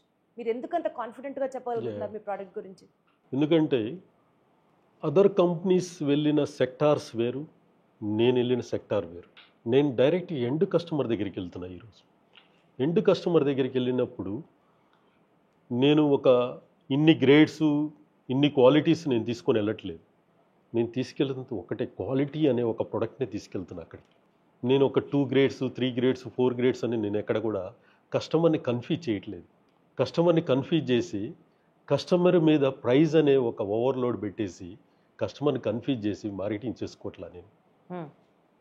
నాది 100% క్వాలిటీ ప్రోడక్టు, జెన్యున్ ప్రోడక్టు, దానికి ఒక గుడ్ ప్రైజ్, దాన్ని ఒకటి ఫిక్స్ చేసుకున్నా. ఎక్కడ కూడా మీరు ఈరోజు మార్కెట్లో చూసుకుంటే మీరు ఒక షాప్కి వెళ్తే వాడు ఎన్ని గ్రేడ్లు, ఒక ప్రోడక్ట్లో ఎన్ని గ్రేడ్లు చూపిస్తున్నాడండి. ఇదంతా ఎవరు చేస్తున్నాడు? ఇదంతా కన్ఫ్యూజ్ కాదా? ఇదంతా మార్కెటింగ్ స్ట్రాటజీ కాదా? లాస్ట్ ఇయర్ ఒక ప్రోడక్ట్ అదే నేమ్ పెట్టి 10,000 అంటున్నాడు, 10,000 రూపీస్ చెప్తున్నాడు. ఇదే దానికి ఇంకొక ప్రోడక్ట్కి ఒక ప్లస్ మైనస్ యాడ్ చేసి 15,000 అంటున్నాడు. సేమ్ క్వాలిటీ ప్రోడక్ట్నే. దిస్ ఈజ్ కన్ఫ్యూజ్డ్ అండి. ఇదంతా ఎవరి మీద పడుతుంది? ఇదంతా కూడా కన్జ్యూమర్ నష్టపోతున్నాడు ఇక్కడ. కస్టమర్ని కన్ఫ్యూజ్ చేసి మార్కెటింగ్ చేసుకుంటున్నారు. అంటే నేను ఈ పాయింట్ యాక్చువల్గా అయితే బిజినెస్ మ్యాన్గా అయితే చెప్పకూడదు కూడా, కానీ ఇది కరెక్ట్ కాదు కదా. ఇది కరెక్ట్ కాదు, 100% కరెక్ట్ కాదు. వాళ్ళ నెంబర్స్ని పెంచుకోవటానికి ఆడుతున్న గేమ్ ఇదంతా. వాళ్ళ నెంబర్స్ని పెంచుకోవటానికి ఆడుతున్న గేమ్ ఇదంతా కూడా. ఈ గేమ్లో రియల్గా కన్జ్యూమర్స్ నష్టపోతున్నారు. మా కంపెనీ అలా కాదు. ఒకటే క్వాలిటీ, ఒకటే ప్రోడక్ట్, ఒకటే క్వాలిటీ. దీంట్లో 4 గ్రేడ్స్ 5 గ్రేడ్స్ లేవు ఇక్కడ. నేను పెట్టను దాంట్లో. అదే నేను ఎంత ప్రాక్టికాలిటీకి దగ్గరగా ఉన్నానో ఆలోచించండి మీరు. నా R&D, నా క్వాలిటీ, నా అప్లికేషన్ సర్వీసెస్ కన్జ్యూమర్కి రీచ్ అయ్యేటట్లుగా ఒక క్వాలిటీ ప్రోడక్ట్ని క్వాలిటీ అప్లికేషన్తో రీచ్ అయ్యేటట్లుగా ప్లాన్ చేస్తున్నాం. అదంతా కూడా this is very fundamental exercise అండి. నేను అదే చెప్పాను, business man is different, entrepreneur is different. నేను చూస్తుంది లాంగ్ టర్మ్. ఒక కన్జ్యూమర్ పాయింట్ ఆఫ్ వ్యూలో ఆలోచించి వాడు నష్టపోకూడదు అన్న సెన్స్లో మాట్లాడుతున్నారు కదా సార్. ఇప్పుడు సార్, మీకే గనక పవర్ ఉంటే, మీకే గనక ఏదన్నా మార్చే పవర్ ఉంటే, పాలసీ లెవెల్లో మార్పు తీసుకొస్తారా? మైండ్ సెట్ లెవెల్లో మార్పు తీసుకొస్తారా? ఎథికల్ లెవెల్లో మార్పు తీసుకొస్తారా? ఎథికల్ లెవెల్లోనే తీసుకొస్తాను. నేను ఎక్స్పెక్ట్ చేయలేదు సార్ ఈ ఆన్సర్. ఎథికల్ లెవెల్లోనే తీసుకొస్తాను. ఏం చేంజ్ చేస్తారు సార్? ఎథికల్ లెవెల్లోనే తీసుకోవాలి. కొన్ని ఎథికల్ వాల్యూస్తో మనం ప్రొడక్ట్ మ్యానుఫ్యాక్చరింగ్ చేయాలి. దానికి ఒక కాస్ట్ని, దానికి ఎంత కాస్ట్ని అయితే మనం ఇవ్వాలనుకుంటున్నాం ఆ కాస్ట్లో కూర్చోబెట్టాలి. ఏ ఎక్సైజ్లో మనం ఆ ప్రోడక్ట్ని ఆ సర్ఫేస్కి సూటబుల్ అప్లికేషన్ తీసుకురావడం అనేది వెరీ వెరీ ఇంపార్టెంట్ అండి. మెయిన్ మిస్సింగ్ పాయింట్ ఇదే. ప్రతి ఒక్కరు ఒక BOK తయారు చేసేసి 2 కోట్స్ ఇది 1 కోట్ ఇది అంటారు. వాట్ ఈజ్ దిస్ అండి? ఈరోజు మనం వేసుకునే ఒక డ్రెస్సు మనకు మ్యాచింగ్ చూసుకుంటున్నాం. ఒక డ్రెస్సు మనం వేసుకునే క్లాత్స్ ఒక మ్యాచింగ్ చూసుకుంటున్నాం. మనం ట్రౌజర్ ఏం వేసుకోవాలి, దానిపైన షర్ట్ ఏం వేసుకోవాలి, వాచ్ ఏం పెట్టుకోవాలి, షూ ఏం వేసుకోవాలి చూసి ఒక ఒక ఒక పెద్ద ప్రాజెక్ట్ తీసుకొని సింపుల్గా ఒక బీఓకి పంపించేస్తారండి, ఒక బీఓకి పంపించేస్తారు. That is suitable or not అని కూడా చెక్ చేసుకోరు అనమాట. నాకు ఫినిష్ కావాలి, నాకు ఇట్లా రావాలని చెప్తారు. ఎట్లా వస్తుందండి? ఎట్లా వస్తుంది చెప్పండి?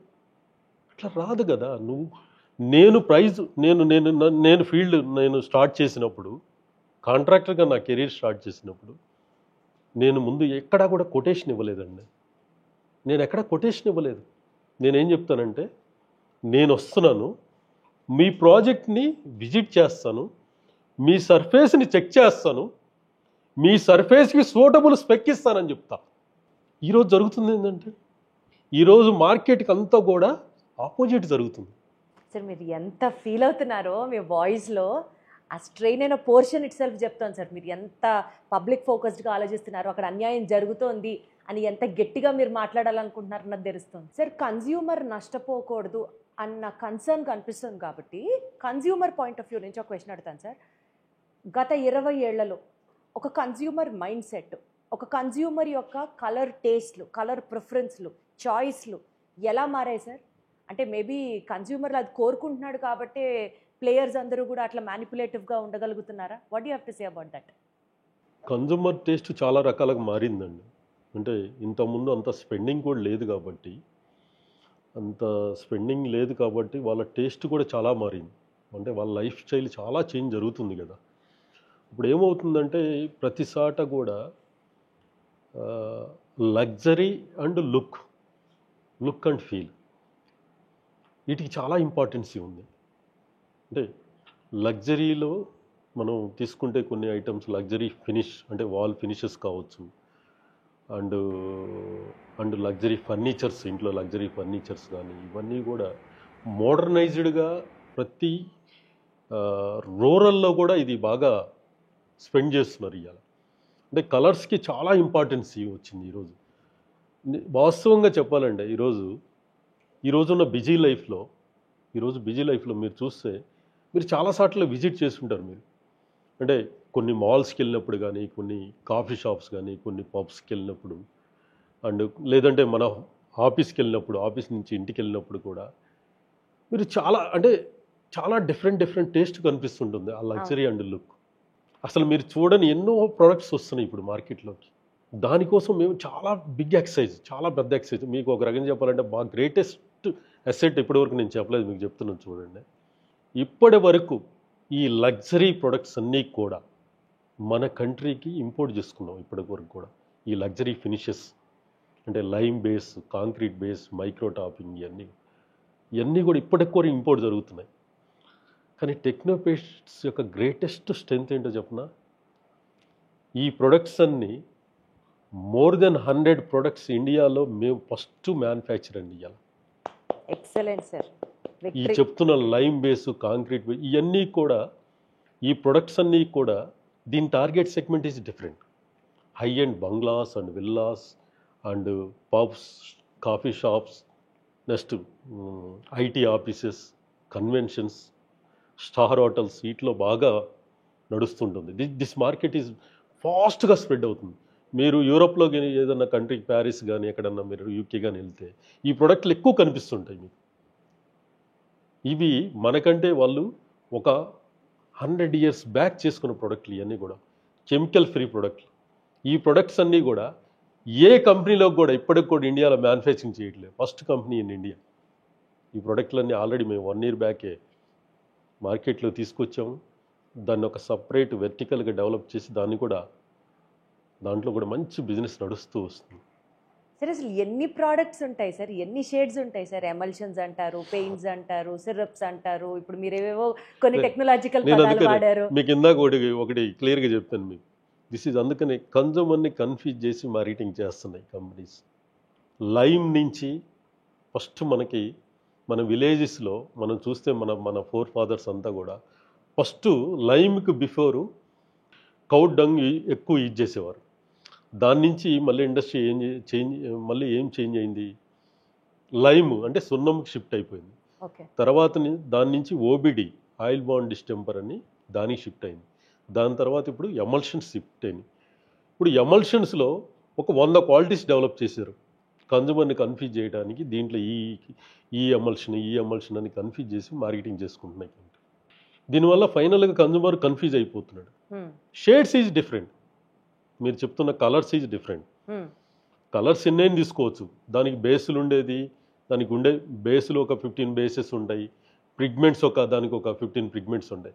అసలు రియల్గా మనకి మీకు ఇవన్నీ కూడా ఒక 15 to 18 పిగ్మెంట్స్ నుంచి వచ్చిన కలర్సే కొన్ని వందల వేల కలర్స్ అండి.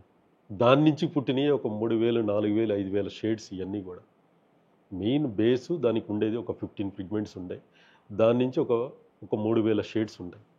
దాని చుట్టూ పెయింట్స్లో ఒక 3000, 3500 షేడ్స్ తిరుగుతూ వస్తూ ఉంటాయి. Shades is different, look is different. Shade అనేది మనకున్న, నేను ఎప్పుడు కూడా కస్టమర్కి ఒకటే క్లియర్గా చెప్తా, షేడ్ అనేది హాల్కి ఏ కలర్ వేసుకోవాలి, బెడ్రూమ్స్కి ఏ కలర్ వేసుకోవాలి, కిచెన్కి ఏ కలర్ వేసుకోవాలి, 100% నాకు తెలిసినంతగా నేను గర్వంగా చెప్తాను, ఎవరికి తెలియదని చెప్తాను. ఏం సజెస్ట్ చేస్తారు సార్? హాల్కి ఏం కలర్ అంటారు, బెడ్రూమ్స్కి ఏం కలర్ అంటారు? హాల్ మనకున్న వెంటిలేషను, మనకున్న ఇంటీరియర్స్, మనం తీసుకున్న ఫ్లోరింగ్ని బట్టి ఫస్ట్ ఇంటీరియర్స్ అండ్ ఫ్లోరింగ్స్ ఈ 2 కాకుండా వెంటిలేషన్ ఇంపార్టెంట్. వెంటిలేషన్ ఈ 3 తీసుకున్నాకే దానికి రైట్ కలర్ని చూజ్ చేయాల్సి ఉంటుంది. బెడ్రూమ్స్ ఆల్సో సేమ్ అండి. బెడ్రూమ్స్కి మీకు కలర్స్కి మన మైండ్కి చాలా కనెక్షన్ ఉందండి, చాలా బ్యూటిఫుల్ కనెక్షన్. మీరు చూడండి, చాలాసార్లు మీరు చాలా అలసిపోయి మీరు షూటింగ్స్ నుంచి ఇంటికి వచ్చినప్పుడు మీకు హోమ్ నెక్స్ట్ అంతే కదా, ఇంటికి వచ్చినప్పుడు ఒక మంచి ఫీల్ వస్తుంది. కలర్స్, ఆ వాల్స్, ఆ కలర్స్, ఆ ఇంట్లోకి రాగానే కూడా మన మూడ్ మొత్తం చేంజ్ చేస్తుంది అన్నమాట. మన మూడ్ అంతా చేంజ్ చేసేది కలర్సే. కలర్స్కి చాలా ఇంపార్టెన్స్ ఉంది మన లైఫ్లో. సార్, కలర్స్కి చాలా ఇంపార్టెన్స్ ఉంది అంటున్నారు కాబట్టి ఇదే క్వశ్చన్తో స్టార్ట్ చేసి ఇప్పటి వరకు చాలా సబ్జెక్ట్ మాట్లాడుకున్నాం సార్. ఇన్ఫ్యాక్ట్ లైఫ్ లెసన్స్ దగ్గర నుంచి, బిజినెస్ స్ట్రాటజీస్ దగ్గర నుంచి, పెయింట్స్లో ఎన్ని రకాలు ఉంటాయి దగ్గర నుంచి చాలా విషయాలు మాట్లాడుకున్నారు కాబట్టి కలర్స్ దగ్గర ఆగాం కాబట్టి ఇక్కడ నుంచి ఒక చిన్న ర్యాపిడ్ ఫైర్ టేక్ ఆఫ్ చేద్దాం సార్. ర్యాపిడ్ ఫైర్లో యాజ్ మీకు తెలుసు ఇట్ ఈస్ ర్యాపిడ్, అంటే నేను క్వశ్చన్ అడిగిన వెంటనే మీరు ఆన్సర్ ఇవ్వాలి. సో చూద్దాం సార్ ఎంత ఫాస్ట్గా మీరు ర్యాపిడ్ ఫైర్ చేయగలరు అన్నది. ఫస్ట్ క్వశ్చన్, మీ పర్సనాలిటీకి దగ్గరగా ఉన్న కలర్ ఏదని మీరు అనుకుంటున్నారు? చెప్పారు కదా కలర్స్కి చాలా వాల్యూ ఉంటుందని లైఫ్లో. మీ పర్సనాలిటీకి దగ్గరగా ఉన్న కలర్ ఏదనుకుంటున్నారు? బ్లూ అండి. ఎందుకు sir? My favourite colour. So మీరు ఏ క్రియేటివ్ డెసిషన్ తీసుకున్నా బ్లూ కలర్లో వేసుకుంటారు అయితే? 100%. ఇప్పుడు కూడా light blue colour, mostly blue ఎక్కువ ప్రిఫర్ చేస్తాను. ఓకే, పెయింట్స్ కాకపోతే మీరు ఇవాళ ఏ బిజినెస్ చేసేవారు? నాట్ పెయింట్స్ అనుకుంటే వేరే ఏ బిజినెస్ సెలెక్ట్ చేసుకునేవారు? పర్టికులర్గా నేను బిజినెస్ అని చెప్పను, కానీ ఏ బిజినెస్లో అయినా కానీ దాని సక్సెస్ చూస్తాను 100%. ఏ బిజినెస్ అయినా కానీ నేను సక్సెస్ అవుతానన్న నమ్మకం నాకు అన్నిటికంటే ఎక్కువ. Perfect sir, very well said. రీసెంట్గా ఒక క్వశ్చన్ అడిగారు, మీ టార్గెట్ ఎంత? ఒక 10,000 కోట్లు ఉంటుందా? మీరు ఎన్ని సున్నాలు పెట్టుకోవాలంటే అన్ని సున్నాలు పెట్టుకోండి. నా సక్సెస్కి ఇంత టార్గెట్ అనేం లేదు. నా జర్నీ కంప్లీట్ అయిన దాకా, నేను నా లైఫ్ ఎండ్ అయిన దాకా నా సక్సెస్ అనే జర్నీలోనే ఉంటాను.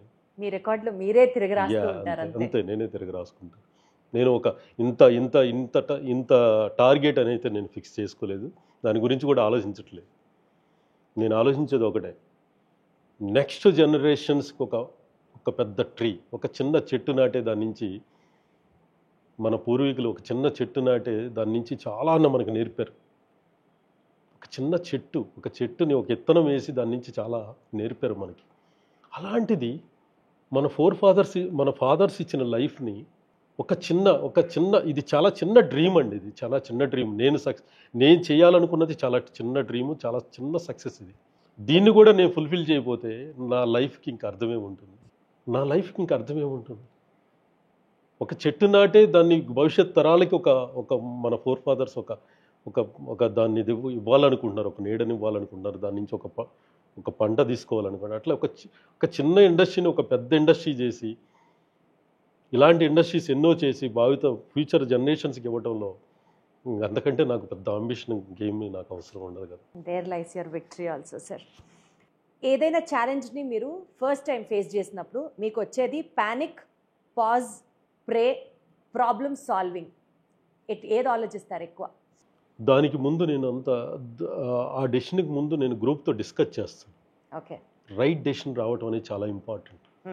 ఆల్వేస్ అల్టిమేట్ నేనైతే రైట్ కాదు కదా, నాకంటే కూడా నలుగురు డెసిషన్స్లోంచి వాట్ ఈజ్ బెస్ట్ అనేది ఇంపార్టెంట్. దానికి ఇంపార్టెన్స్ ఎక్కువ ఇస్తాను నేను. సో మీ క్లోజ్ అసోసియేట్స్తో డెఫినెట్గా రైట్ సార్, దానికి రైట్ పీపుల్తో డిస్కస్ చేస్తాను. ఆ డెసిషన్కి right people, close people. Yes. Got it. మీరు డీప్గా అడ్మైర్ చేసే ఒక ఇండియన్ ఆర్ గ్లోబల్ ఎంటర్‌ప్రెన్యూర్ ఎవరు? రతన్ టాటా. ఎందుకు? రతన్ టాటా చనిపోయినప్పుడు ఎన్నో ఇన్స్పిరేషన్స్, అంటే మనం ఆయన లైఫ్లో ఏమి తీసుకెళ్ళను అని తెలిసి కూడా తన జర్నీని ఎలా కంప్లీట్ చేసాడు, అంతకంటే గొప్ప ఈ జనరేషన్స్కి, ఇప్పుడు వచ్చే ఫ్యూచర్ జనరేషన్కి అంతకంటే అవసరం లేదు. తనేం తీసుకెళ్ళనని తెలిసి చేశాడు. ఏది కూడా తను ఏది రాదు, తనకి ఏది దక్కదని కూడా ఈ కంట్రీ కోసం, నేషన్ పీపుల్ కోసం పనిచేసిన గ్రేట్ పర్సనాలిటీ. ఎవ్రీ టైం వర్క్తో బిజీగా ఉండే మీకు ఒక చిన్న బ్రేక్ తీసుకుందాం అనుకుంటే మీరు చేసే ఆ గిల్టీ ప్లెజర్ ఏంటి సార్?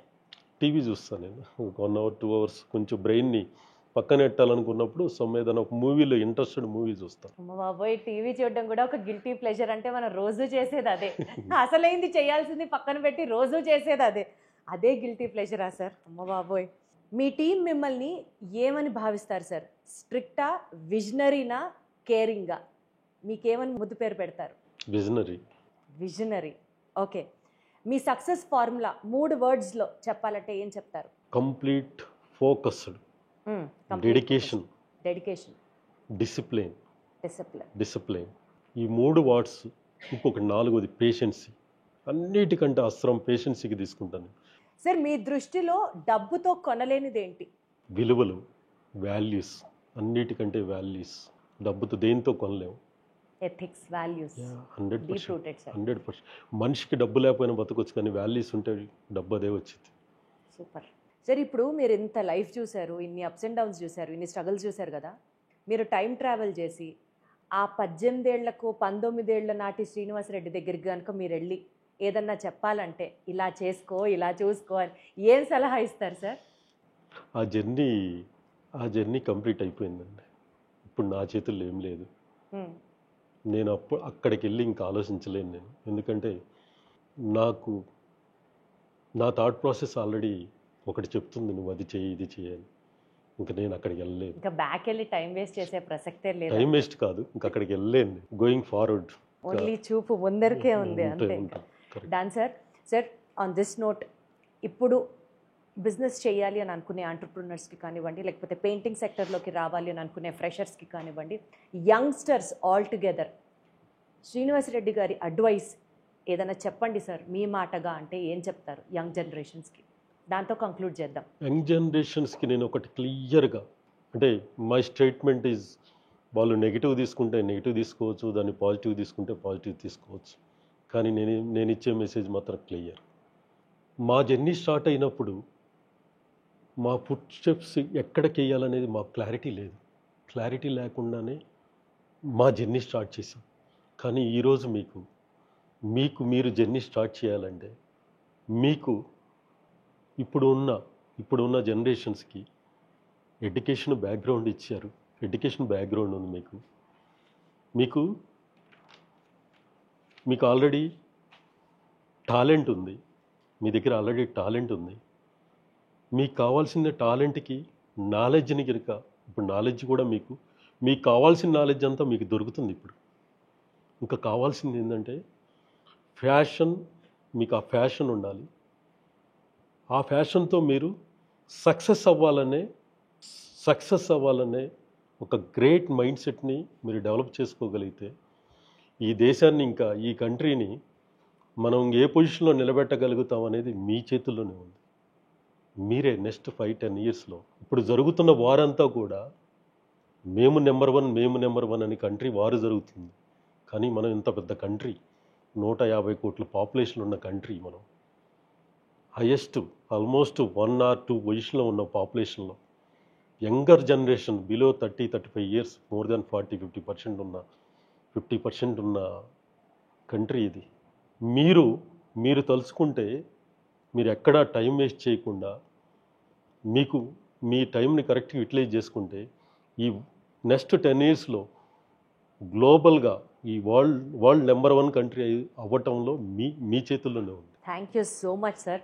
మీతో మాట్లాడిన ఈ కాన్వర్జేషన్స్ యంగ్ జనరేషన్స్కే కాదు, మేబీ ఏ పాయింట్ ఆఫ్ లైఫ్లో అయినా మళ్ళీ రీస్టార్ట్ అవ్వాలి అని అనుకునే వాళ్ళకి ఒక మోటివేషన్, ఒక ఇన్స్పిరేషన్గా ఉంది. అండ్ మీరు అనుకున్నట్లు ఆ 1 పక్కన infinite number of zeros, success infinite number of zeros sir. ఆ లెవెల్ ఆఫ్ సక్సెస్ చూస్తారు, మీరు చూడాలి అని మనస్ఫూర్తిగా కోరుకుంటూ thank you so much sir. Thank you అండి.